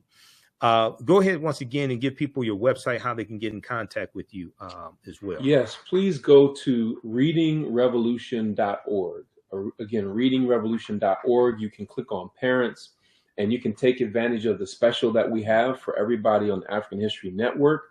If you desire to purchase a one-year membership to Reading Revolution online, once you click to buy, in the coupon code, you can just use the words read, the word read in capital letters, R-E-A-D. Just type in R-E-A-D, and you will get a significant $200 discount. But we want to encourage all of the parents to make this investment in yourself and your children, even if they go to a private school. But our children need this. So readingrevolution.org. If you're interested in bringing me to your school or school district, or to any function that you're putting on, your college or your university, you can go to dracua.net. That's DRAKUA.net. Again, DRAKUA.net. And you can look in the menu, and it will say Book Dr. Akua. You click there and you put in the specifications of the event that you would like for me to speak at, and it will send an automatic email to my assistant, and we'll see if we can get you on the calendar and make it happen. But we would love to come to your city, to your school district, to your college or your university. In addition to that, even more than that, we want you to get Reading Revolution online. We want you to take it up and let your child's principal and assistant principal and teacher know about Reading Revolution online, and tell your neighbors and your children's friends, parents, and different things of that nature. Let's spread the word. All right. Excellent, brother. Well, look, man, it's always good to talk to you. Thanks for coming on the African History Network show today. People visit this website and take advantage of this, use this information with your children. And we'll talk to you next time, brother. Okay. Well, brother, I want to thank you for having me on, and I want everybody. Oh yeah, no problem. I want everybody who's listening to know I'm not just a guest today. I'm a viewer of the African History Network. Yep. I know, brother, you always do your research and you bring it. So I want to thank you for what you're doing, and I will always be a supporter of the wonderful work that you're doing. Oh, thanks, man. We appreciate you and the continued support as well. And sometimes we're at the Liberated Minds Black Homeschool and Education Expo together. We've both been speakers there numerous times down in Atlanta. They changed it. It used to be the third week in July. They changed it now. But yeah, keep up the good work, brother. Okay. Right. All right. Peace. All right, everybody. This is Dr. Chike Akua. Support this brother's work. People often say, we need this, we need that. But then they don't understand that you have to support it. Otherwise, it's going to go the way of the dinosaurs. It's not going to exist. Okay. All right. Now, if you like the type of information that was shared here today, I mentioned this earlier. Visit our website, TheAHNShow.com, TheAHNShow.com, and register for the online history classes that I teach on Saturdays and Sundays. Okay. Saturdays, and normally I would teach one today, but I said, okay, we're going to interview Dr. Chike Akua. So next Sunday we'll be in class.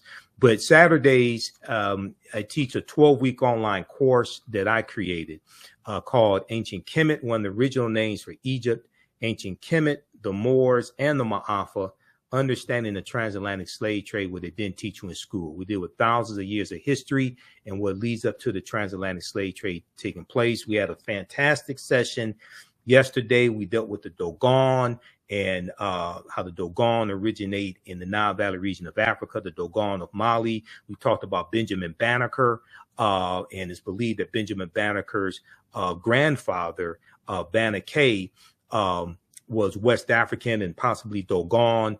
We talked about astronomy, all of this, and the connection between the Dogon and ancient Kemet.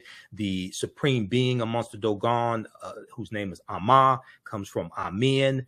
And we know Amen, Amen-Ra Ptah, the supreme being in ancient Kemet. So we do this class Saturdays, 2 p.m. to 4 p.m. Eastern Standard Time. It's on sale, $80. It's a 12-week online course. This time around, we're going to do 13 or 14 sessions. We do the sessions live. All the sessions are archived and recorded, so you can go back and watch it anytime, okay? So as soon as you register for this 12-week online course, you can watch the class that we did yesterday and the previous weeks. And even after the 12-week online course is over with, you still have access to the full class. This content, I would say, is PG-13, is not overly graphic or anything like that. I do a PowerPoint presentation. We have book references, articles, video clips. We take you throughout history. We show some of the interviews I've done with some of our scholars, like Professor Kaba Kamene, Professor James Small, Tony Browder, Dr. David Imhotep, and others. Sundays, I teach Black resistance movements from the Haitian Revolution, U.S. Civil War, Civil Rights Movement, and Black Power Movement, 1800 to 1968. We go through history chronologically and look at this history. We look at what leads up to the Civil War taking place. We look at the Reconstruction era, Jim Crow era, World War I, World War II, Civil Rights Movement, and Black Power Movement, to understand how we got to where we are today, to understand where we need to go from here. And I created both of these two curriculums.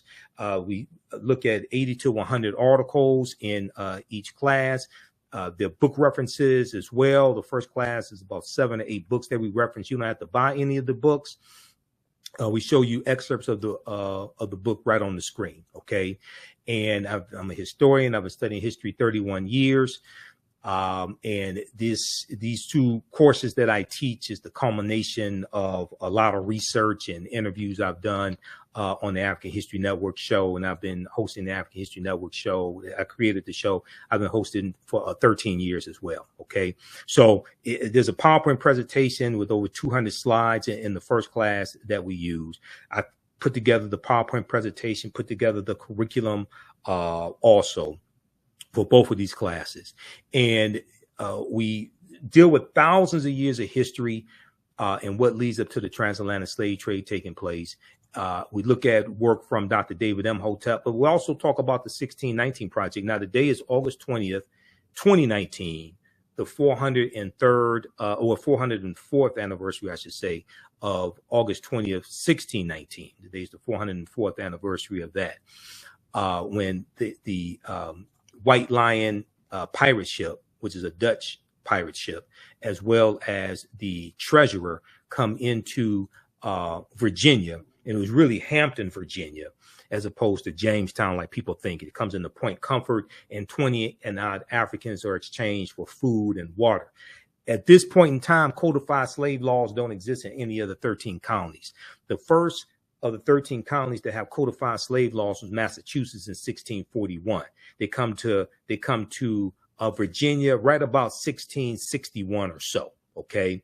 And they don't hit all these colonies at the same time.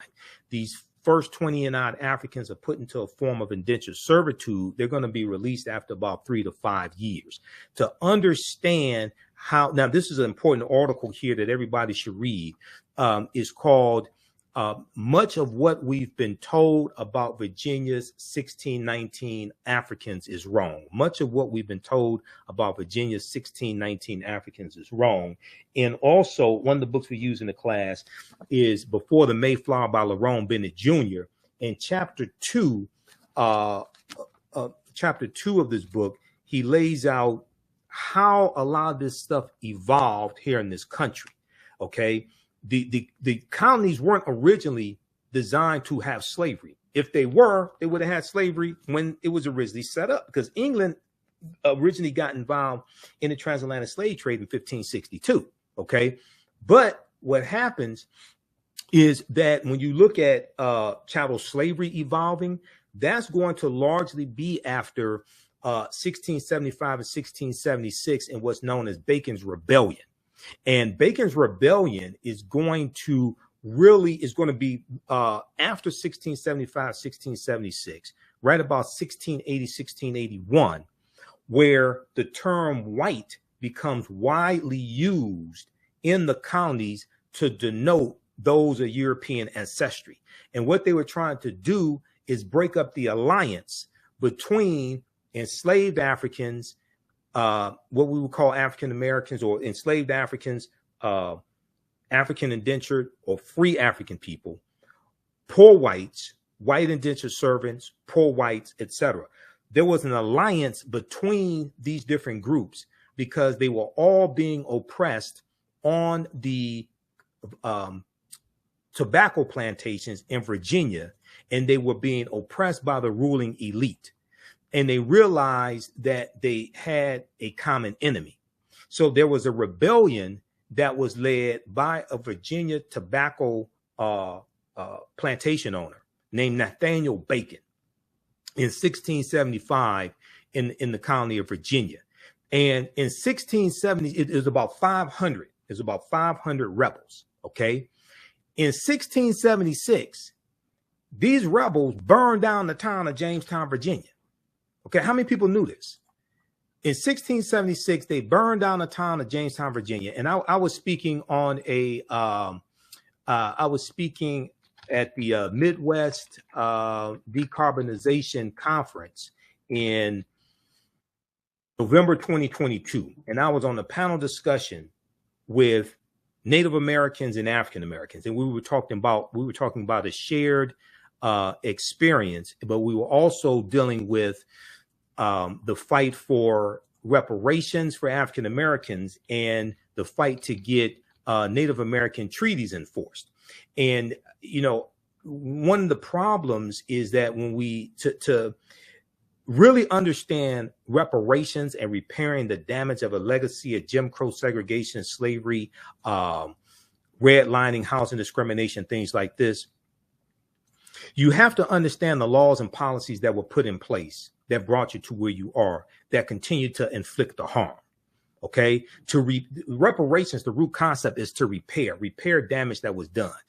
We first have to analyze the damage that was done to African people, the laws and policies put in place. And as I say, as a historian of 31 years, as a student of Dr. Leonard Jeffries, Professor James Small, Professor Kaba Hiawatha Kamene, we also have to analyze who African people were and what African people had before we were put into an institution of slavery, to understand the damage that was done, to understand that what has to actually be repaired.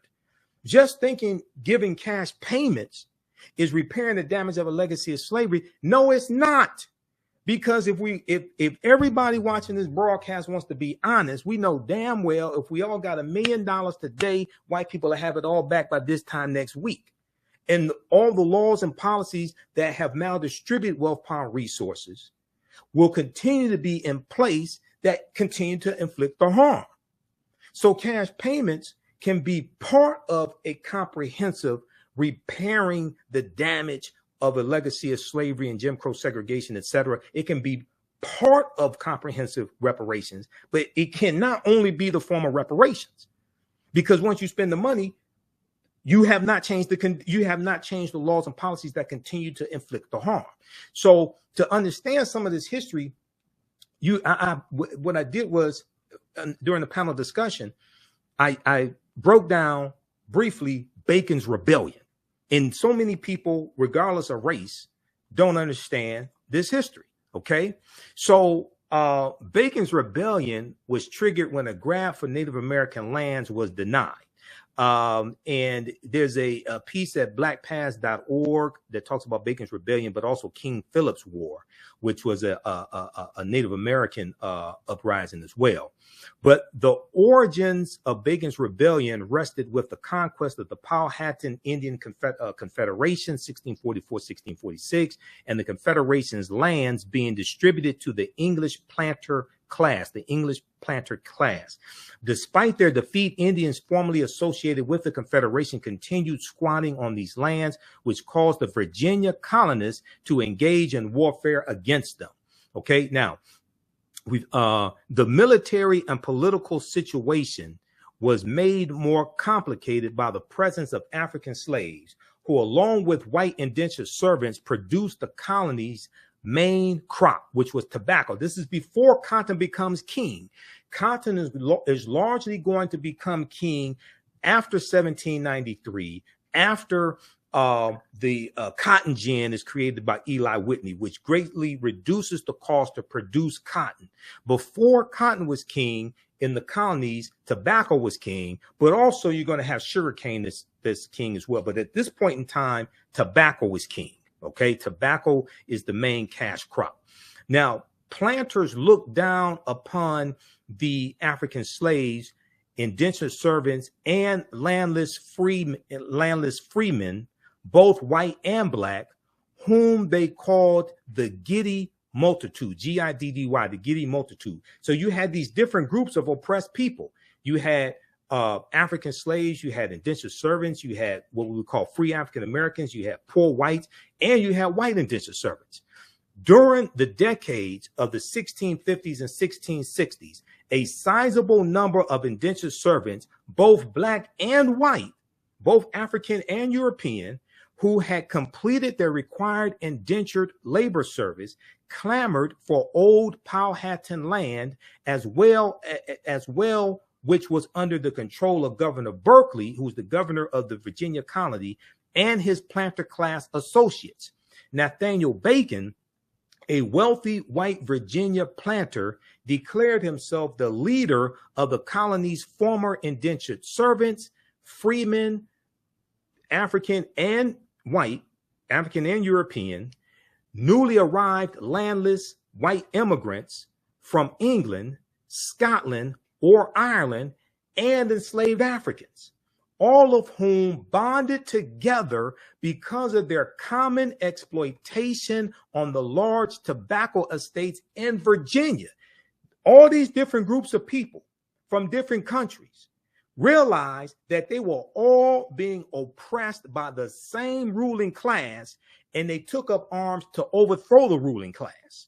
Now, on September 9, 1676, Nathaniel Bacon and his followers returned to Jamestown, Virginia, and battled forces loyal to Governor Berkeley. He forced Governor Berkeley and his followers to retreat, and then Nathaniel Bacon and his 500 rebels burned down the town of Jamestown, Virginia.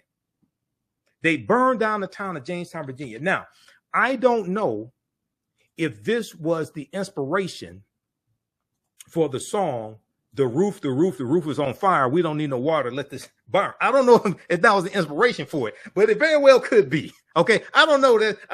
I don't know if there's a historical fact. Okay. But it could be. Who knows? All right. Now, how many people remember that song?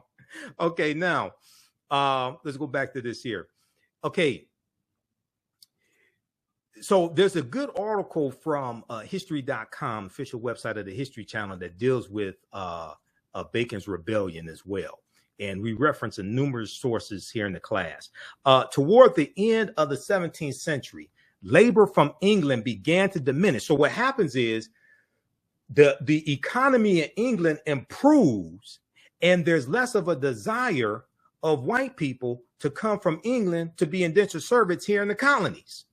So you have a drying up of the labor force, of the white labor force, okay? Toward the end of the 17th century, toward the end of the 1600s, labor from England began to diminish, and the colonies were faced with two major dilemmas. The colonies were faced with two major dilemmas. The first dilemma was how to maintain control over the restless poor and the freedmen who seemed intent on the violent overthrow of the colony's leaders, because they were all being oppressed by the same ruling class, the same 1% or 10%. Okay. The second dilemma that the colonists in control, the planter class, the rulers, the second dilemma that they were dealing with was how to obtain a controllable labor force as cheaply as possible. The colonial leaders found a solution to both problems. By the 1690s, they had divided the restless poor into categories reflecting their origins, homogenizing all Europeans into a quote unquote white category and instituting a system of permanent slavery, or what we call chattel slavery. You are enslaved for perpetuity, and your children are born in slavery and their children are born in slavery. So they use the term white widespread to put all Europeans into this one category and put them on team white. Okay. And then they instituted a system of laws to institute permanent slavery for Africans, the most vulnerable, and the Africans were the most vulnerable members of the population. Okay. Now, Encyclopedia Britannica at Britannica.com, they have information on the history of the idea of race. This is where this citation comes from. The history of the idea of race. That's at Britannica.com, Encyclopedia Britannica. Okay, let's continue here. And then also there's an article from History.com, official website of the History Channel, why America's first colonial rebels burned Jamestown to the ground. Okay. That's the History.com, official website of the History Channel. Now, if we look at page 40, and these are all slides that we actually use in the class that I created. Okay. Ancient Kemet, one of the original names for Egypt, the Moors, and the Ma'afa, understanding the transatlantic slave trade, what they didn't teach you in school. You never see a class like this. You probably haven't seen a class like this before. Okay. So when we look at page 40 of chapter 2 of Before the Mayflower by Lerone Bennett Jr. Now, this is from the 6th edition, Lerone Bennett Jr. is laying out this history, and he talks about the fact that for all practical purposes, he says, of all the improbable aspects of this situation, he's talking about in the early 1600s, okay? Of all the improbable aspects of this situation, the oddest, O-D-D-E-S-T, the oddest to modern blacks and whites is that white people did not seem to know that they were white. It appears from surviving evidence that the first white colonists had no concept of themselves as white people, white as we think of it today, with some of them, not all of them, but some of them having a superiority complex, about 74 million that voted for Donald Trump in 2020. Okay. The legal documents identified whites as Englishmen and or Christians. Okay. So this is before about 1681 in the colony of Virginia. And the term, who we would call white people, were identified in legal documents as Englishmen or Christians, okay, early on in the early 1600s. The word white, with its burden of arrogance and biological pride, developed late in the century, late in the 17th century, late in the 1600s, as a direct result of slavery and the organized debasement of blacks. But that's going to be after Bacon's Rebellion of 1675 to 1676. The same point can be made from the other side of the line, talking about African people. For a long time in colonial America, there was no legal name to focus white anxiety. The first blacks or Africans were called blackamoors, Moors, Negers, N-E-G-E-R-S, and Negars, N-E-G-A-R-S. The word negro, which is a Spanish and Portuguese term meaning black or a black thing, did not come into general use in Virginia until the latter part of the century, the latter part of the 17th century, the late 1600s, after Bacon's Rebellion, when they're putting together this form, when they're formalizing white supremacy and they're instituting racism through the laws and showing a distinction in what they will call races by how they are treated. So what's the end result of this history, right? If we look at how Bacon's Rebellion planted the seeds of race-based slavery, and this is the article from history.com, official website of the History Channel. It says, in the aftermath of the rebellion, in the aftermath of Bacon's Rebellion, white planters reacted with alarm to the anger they had seen among the Black Virginians who had joined Nathaniel Bacon's rebellion. Quote, the planters had not been able to control this rowdy labor force of servants and slaves, end quote, historian Ira Berlin told PBS.org, Public Broadcasting System, PBS.org, because they have information that I researched there as well on Bacon's Rebellion. This is what I presented when I spoke at the virtual conference, Midwest Decarbonization, their virtual conference. They were dealing with environmental concerns, environmental racism, things like this. This was November 2022. I blew everybody away with my presentation, right? Quote, but soon after Bacon's Rebellion, they increasingly distinguish between people of African descent and people of European descent. They enact laws which say that people of African descent are hereditary slaves. Hereditary slaves. This is chattel slavery. You're enslaved for perpetuity. Ain't something you were done. It's not something you did. You were just born the wrong race. You were born the wrong color. Now, planters feared what their white indentured servants could do. So they slowly eliminated the system of white indentured servitude, relying instead on enslaved African people to work their plantations, because there was a declining amount of people willing to come to this country to be indentured servants, because around 1680 or so, the economy in England improves. Okay, so you have these different forces that the ruling class in the colonies are trying to deal with. At the same time, they're dealing with Native American rebellions as well. All right. Now, backlash from Bacon's Rebellion is credited with helping kick off the racial distinctions that defined the colonies and the United States that followed.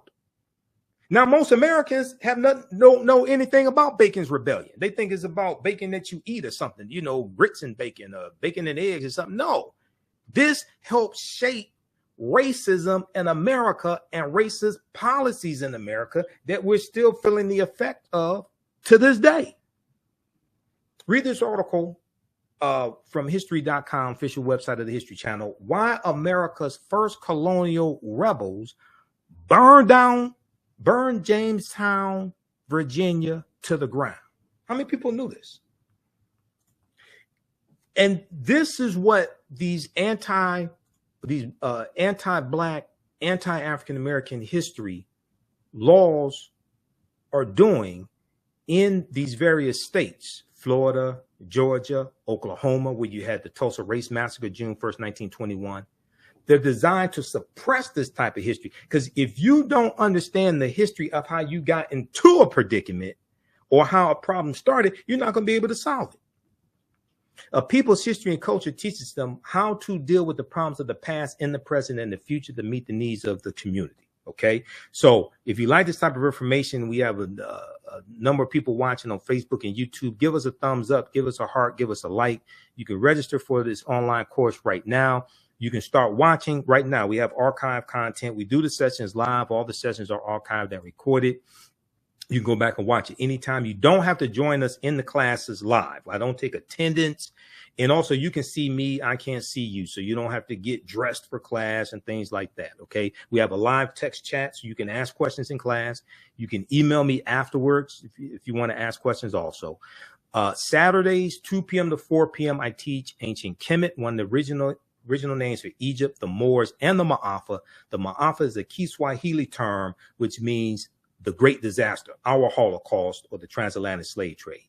Ancient Kemet, the Moors, and the Ma'afa, understanding the transatlantic slave trade, what they didn't teach you in school. You can register for this class right now. You can use this with your children. I would say the content is PG-13. And then on Sundays, I teach Black resistance movements from the Haitian Revolution, U.S. Civil War, Civil Rights Movement, and Black Power Movement, 1800 to 1968. And I was teaching this class. I first started teaching this class in 2021. Okay, I created this class as well.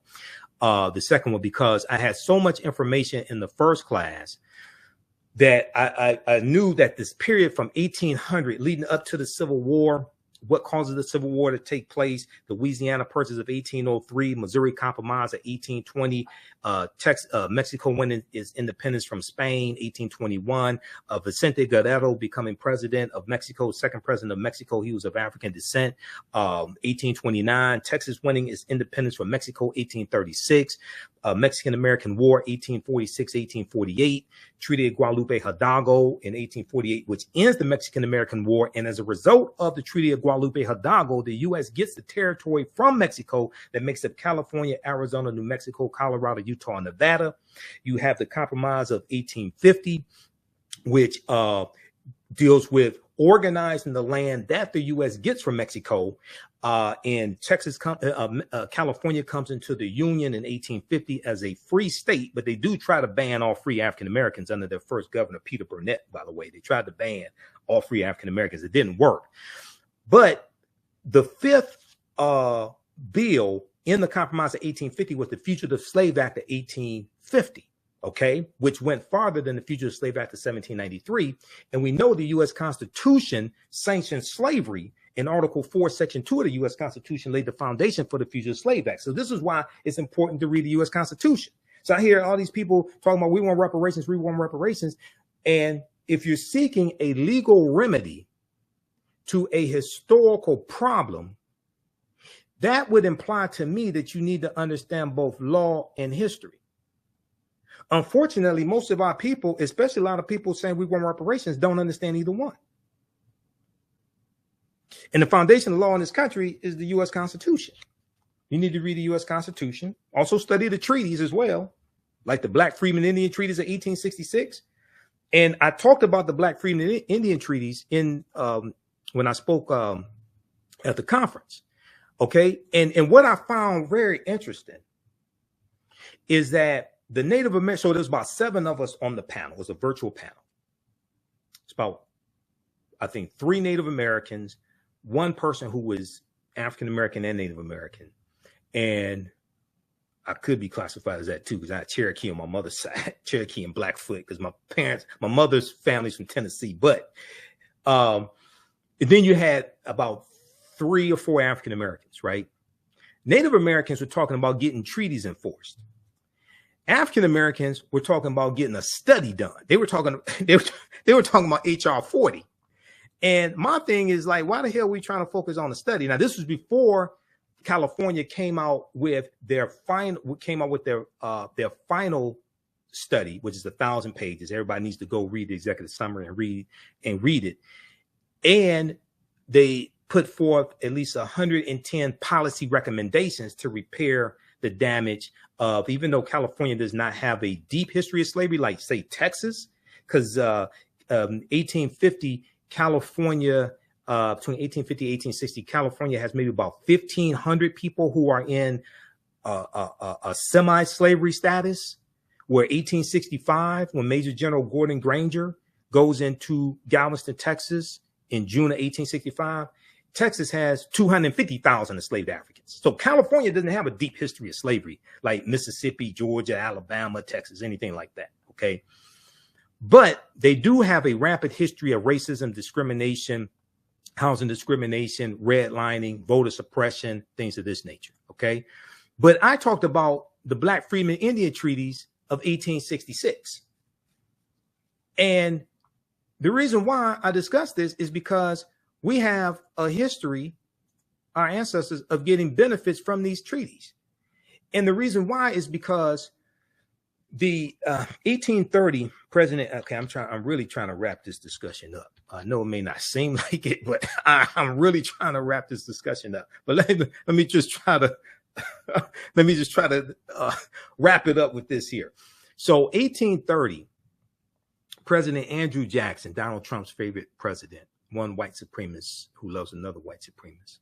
Andrew Jackson signs the Indian Removal Act of 1830, which pushes the Choctaw, Chickasaw, Creek, Cherokee, and Seminole Indians off their land in southeastern United States. And they go over 1,000 miles out west into Oklahoma, or what's known as the Trail of Tears. Okay. Now, these are what Europeans call the 5 civilized tribes of Native Americans. All right. All 5 of these Native American nations all own African slaves, and the Cherokee own the most. Okay, and I have Cherokee in my family, so there's a history of this, right? So there's an article from the New York Times, September 8th, 2020. Black Native American and fighting for recognition in Indian country. Enslaved African people were also driven west along the Trail of Tears, the 1830s, after a historic Supreme Court ruling. Their descendants are fighting to be counted as tribal members. So about a third of the people who were on the Trail of Tears were African people, okay? Slaves of the 5 civilized tribes of Native America. Some people wanted to call them servants. If that makes you feel better and helps you sleep at night, okay, you can call them servants. Yes, they're Africans married into the, yes, you had people who were part African-American, part Native American. That's true. Yes, African people were the original people here. And when Asians come about 3000 BC or something like that, they come over here across the Bering Straits. The Africans and Asians intermix, and their offspring are called Native Americans. That's true as well. Dr. David Imhotep deals with this in his book, The First Americans Were Africans, Documented Evidence, which I have here somewhere in the office. Because we reference this book in the class. All that's true. Okay.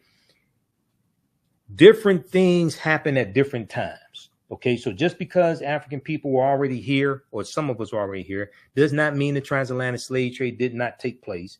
And just because the transatlantic slave trade took place does not mean that the African people were not already here. You have to understand a chronology of the last 50,000 years of history. Okay. But that's another conversation. Let me see. Where are we here? Okay, Ron Graham's ancestors. So in this article, they talk about this man of African descent named Ron Graham. Ron Graham's ancestors are known as Creek freedmen. They were among the thousands of African Americans who were once enslaved by tribal members in the South and who migrated to Oklahoma when the Native American tribes were forced off their homelands and marched west in the 1830s. This ties into the origins of what we call Black Wall Street in Tulsa, Oklahoma. Okay, and one of the first history lessons I got on this was Hannibal B. Johnson's book. This one here, Hannibal B. Johnson's book. Black Wall Street from Riot to Renaissance in Tulsa's historic Greenwood district. This book right here, one of the best books that you read dealing with the real history of Black Wall Street. This is one of the first historical books to really deal with this. And this, he had, this was like the second edition, I think. This came out in, I think it was 2001 or something like this. 1998. Okay, 1998. All right. This is one of the first books that dealt with the real history of Black Wall Street and the origins of Tulsa, Oklahoma. So Hannibal B. Johnson is one of the top scholars on this history with Facebook friends as well. We've talked through Facebook. I need to get him on the African History Network show. All right. Now, so the 1830s. Now, Tulsa, Oklahoma was founded by Creek Indians around 1834 who got pushed off their land in southeastern United States. Tulsa comes from the Creek Indian word Tallahassee. And the Creek Native Americans, they take their African slaves into Oklahoma. Now, in treaties signed after, so one of the things we talked about on the panel discussion was how can we lift up both movements, the Native American movement and this, what's it called? It's return the land, or is their movement to get back the Freedom Land movement, is the movement for Native Americans to get their land back from the U.S. government. How can we lift up both movements and create synergies? Now, in treaties signed after the Civil War, this is why it's important to understand the Civil War, okay? 1861, April 12, 1861, it starts in South Carolina with the attack on Fort Sumter, which was a military stronghold. It ends, well, General Robert E. Lee surrenders to Ulysses S. Grant April 9th, 1865 at Appomattox Courthouse in Virginia, but it does not come to an official end until August 1866, because even though General Robert E. Lee surrendered and his army was the largest Confederate army, it was not the only Confederate army. You had General Joseph E. Johnston of Tennessee. He had a Confederate army as well. You had Nathan Bedford Forrest, that Klansman, that clan. Nathan Bedford Forrest goes on to be the first Grand Wizard of the Ku Klux Klan in 1867. Okay, you get into the Fort Pillow massacre led by Nathan Bedford Forrest. All this, you got about 200 African American soldiers who were executed at the Fort Pillow massacre. So this is a deep history here. Okay. Now, in treaties signed after the Civil War, 1861, 1865, they won freedom and were promised tribal citizenship and an equal stake in the Native American tribes' lands and fortunes. They're talking about African Americans who we call black freedmen. Black freedmen, former slaves, or ex-slaves. Okay. After slavery ended, they didn't keep calling themselves slaves, which why it doesn't make sense for some African Americans today to call themselves descendants of slaves. Because after slavery ended, they stopped calling themselves slaves. And when their children were born, they didn't call their children descendants of slaves. African people took up arms, and if you understand the history of the Civil War, you had about 200,000 African American men, including Harriet Tubman, who was a woman, who fought in the Civil War, took up arms to fight for their freedom and the freedom of their children and future generations. So why would we put our ancestors back into a condition that they took up arms to fight to free themselves from? If you want to say you're descendant of former slaves, okay. Not sure why you would define yourself as that, because African people were here tens of thousands of years before slavery ended. But okay, if you want to call yourself a descendant of ex-slaves, descendant of black freedmen, okay. But why would we identify with a condition that our ancestors took up arms to fight to free themselves from? As a historian, that doesn't make any sense to me. But okay, that's what you want to do. Now, in treaties signed after the Civil War, they won freedom. They were promised tribal citizenship and an equal stake in the tribe's lands and fortunes. But what followed were broken promises, exclusions, and painful fights over whether tens of thousands of their descendants should now be recognized as tribal members, because our ancestors who were in these treaties got land from these treaties. This is how you get a Sarah Rector. Sarah Rector, who was parents were owned by Muskogee Creek. Okay, she becomes the richest Afro-American girl in the country because oil is discovered on her land in Oklahoma.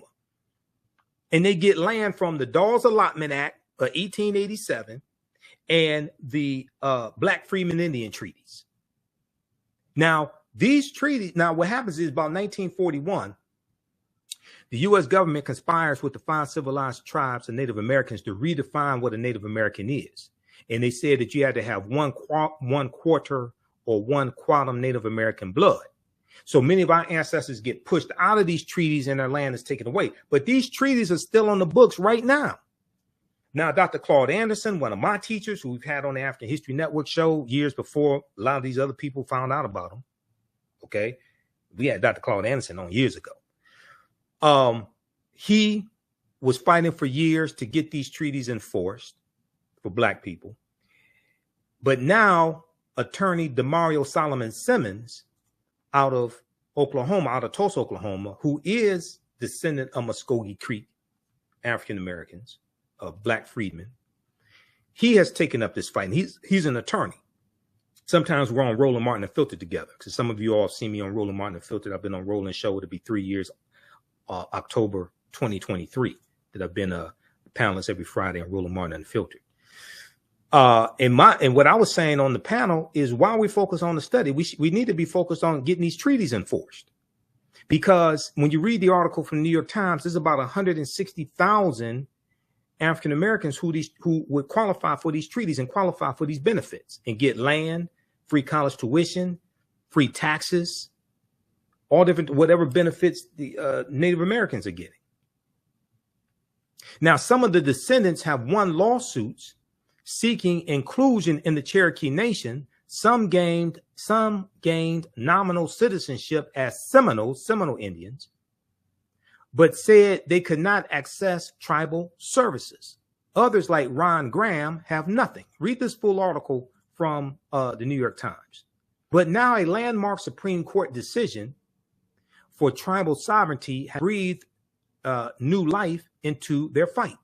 In July 2020, the Supreme Court recognized a huge portion of eastern Oklahoma as reservation land under the terms of an 1866 treaty. The same treaty also guaranteed that freed slaves and their descendants would, quote, have and enjoy all the rights and privileges of Native citizens, end quote. So my thing is, like, while we focus on trying to get a study done that has no benefits attached to it, the first thing we should do is focus on getting these treaties enforced, because these are laws on the books right now. But if you don't understand history of law, you don't know this exists, you go out here trying to get HR 40 done. And nobody has told me how they're going to get HR 40 passed in the Senate, because once it passes the House of Representatives with 218 votes, you need 60 votes in the Senate. So if you got 51 Democrats, that means you need 9 Republicans that are going to vote for HR 40. No Republicans support reparations, not even the black ones. Senator Tim Scott, who blocked the George Floyd Justice and Policing Act when the talks fell apart in September, I think it was September 2021. Okay. Senator Tim Scott has gone on record saying he doesn't support reparations. So he's not going to vote for it. If the black Republican doesn't vote for reparations, how many white Republicans you think going to vote for it? Byron Donalds out of Florida, that Negro, he doesn't support reparations. Burgess Owens out of Utah, he doesn't support reparations. John James out of Michigan, he doesn't support reparations. So if black Republicans don't support reparations, how many white Republicans you think going to do it?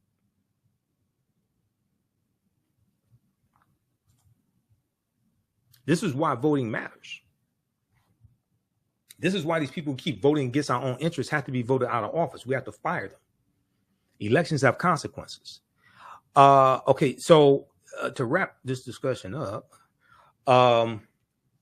now, to groups of their descendants, the logic was simple. If the United States still had to honor treaty promises it made to tribal nations, then tribal nations had to keep their word to the descendants of those formerly enslaved by the tribes.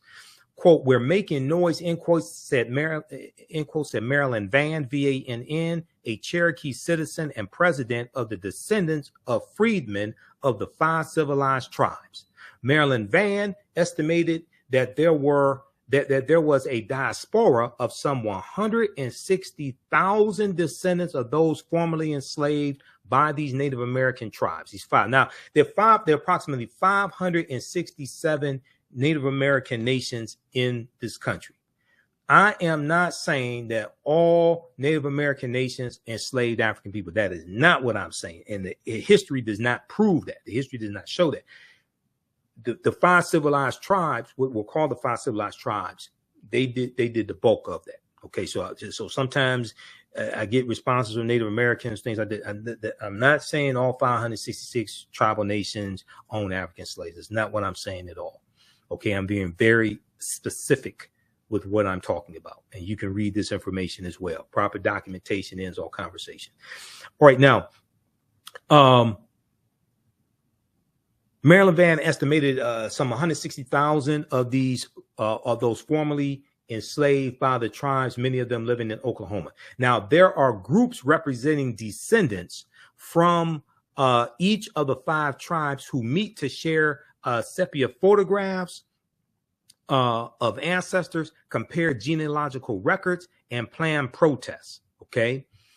Now, as they file lawsuits in federal and tribal courts, they say they are fighting for tribal benefits, including access to jobs, health care at tribal clinics and hospitals, housing, scholarship funds for their children, and the right to vote in tribal elections, but also for something more fundamental. Quote, my identity, end quote, Mr. Graham said. Now, read this article here from the Washington Post. Black, Native American, and fighting for recognition in Indian country. Black, Native American, and fighting for recognition in Indian country. This is from September 8th, 2020 from the Washington Post. The article goes on to say the freedmen were granted tribal citizenship and in some cases, quote, an equal interest in the soil and national funds, end quote, of that Native American tribe. In the treaties that Oklahoma's tribes signed with the federal government after the Civil War, in which the tribes were forced to cede huge portions of their land to the U.S. government. Okay, now we know Maxine Waters has been working with Demario Solomon Simmons, trying to get legislation pushed on this as well. And there's an article from history.com, official website of the History Channel, once again, called 9 Entrepreneurs Who Helped Build Tulsa's Black Wall Street. Okay, and you have to understand this chronology of history, the origins of Tulsa, Oklahoma. So you have all these people out here, they're trying to recreate what Tulsa did, Black Wall Street, this, Wall Street, that. Almost none of them are talking about getting these treaties enforced. And here's why this is important. Okay, now Hannibal B. Johnson is cited in this article from history.com. Okay, Hannibal B. Johnson said the relative wealth of some Black folks in Oklahoma comes in part through their connection to the tribes and their land ownership, through the connection to these Native American nations and these treaties. Okay, says Hannibal B. Johnson, historian and author of Black Wall Street 100, an American city grapples with its historical racial trauma. All right, now this was the book that he wrote that came out on the centennial commemoration in 2021 of the Tulsa Race Massacre that was June 1st, 1921, started June 1st, 1921. Hannibal B. Johnson went on to say, the Dawes Act of 1887 that I mentioned a few minutes ago, the Dawes Allotment Act of 1887, which redistributed 138 million acres of land. In the majority of it was supposed to go to Native Americans and Black Indians, but white people ended up getting 2/3 of that land. This is where the phrase $5 Indian comes from, because they found out that this land, white people found out this land was being given away, and it was like a census that was taken. So you had people that had to go around through Native American country and document who was there, African Americans that were there, so that land could be distributed. But they had to anglicize their name. So Christianize their name, take on, white names, John Smith, something like that. So white people found out about this. So they paid $5 to the registrars to have their name added to the Dawes Roll so they can get some of that land. Okay. So white people end up getting 2/3 of this land. Britannica.com has information on the Dawes, D-A-W-E-S, named after Senator Henry L. Dawes of Massachusetts. That's who this law was named after. Britannica.com has information on the Dawes Act of 1887. You can check that out. Now, the Dawes Act of 1887 authorized the government to divide tribal territories into allotments for individual Native Americans, which included Black members. As word spread that Indian Territory was a safe place for African Americans to settle between 1865 and 1920, more than 50 Black townships were founded in Oklahoma. All right. So a lot of the early African American landowners in Tulsa, Oklahoma, got land from the Black Freeman Indian treaties of 1866. And Tulsa, Oklahoma was founded by Creek Indians right around 1834 when they go into Oklahoma after being pushed off their land in Southeast United States, and they take their African slaves with them into Oklahoma. And Tulsa comes from the Creek Indian word Tallahassee. So when you study this history, then you see how we got to where we are today and how the laws and policies of the past are shaping the conditions of the day. So it was laws and policies that put us in this predicament. It's going to be laws and policies that get us out of this predicament. All right. So visit my website, TheAfricanHistoryNetwork.com, TheAfricanHistoryNetwork.com. How you all like this type of information? Give us a thumbs up, give us a heart, give us a like. Also, I have in digital download format and DVD format, 15 of my lectures in a bundle pack. African History Awakens the African Mind from Mental Death. This is a 15 lecture bundle pack. The digital download is $75. In DVD form, it's $100. Okay, it's right on the homepage of our website, TheAfricanHistoryNetwork.com. And also, we have our PayPal Cash App information here as well. This is our Cash App account, $TheAHNShow, SHOW. These other ones are fake African History Network Cash Apps. There's about 5 I've identified. I'm trying to get them shut down. You click right here, it takes you to this is our QR code for Cash App. And when you go to it, it'll say Michael. Make sure my picture there as well. Here's our PayPal information, $TheAHNShow through PayPal. So you can register for the online quiz, my DVD lectures, digital downloads. At our website, TheAfricanHistoryNetwork.com. Also, listen to the African History Network show Sundays, 9 p.m. to 11 p.m. Eastern Standard Time on our social media platforms. 9, 10 a.m. Superstation WFDF, the radio station I was on. They did a format change. So it's not talk radio anymore. It's fine with me. I have my own network, so it really don't make me any difference. And our shows are in audio podcast format as well. Okay. So hopefully you learned a lot from the discussion today with Dr. Chike Akua and our discussion afterwards. Support the African History Network. It takes a lot to produce these shows, do the research, pay the bills, keep the network going. We're going to get out of here. Remember, right now is corrects wrong behavior. It's not over till we win. Wakanda forever. And we'll talk to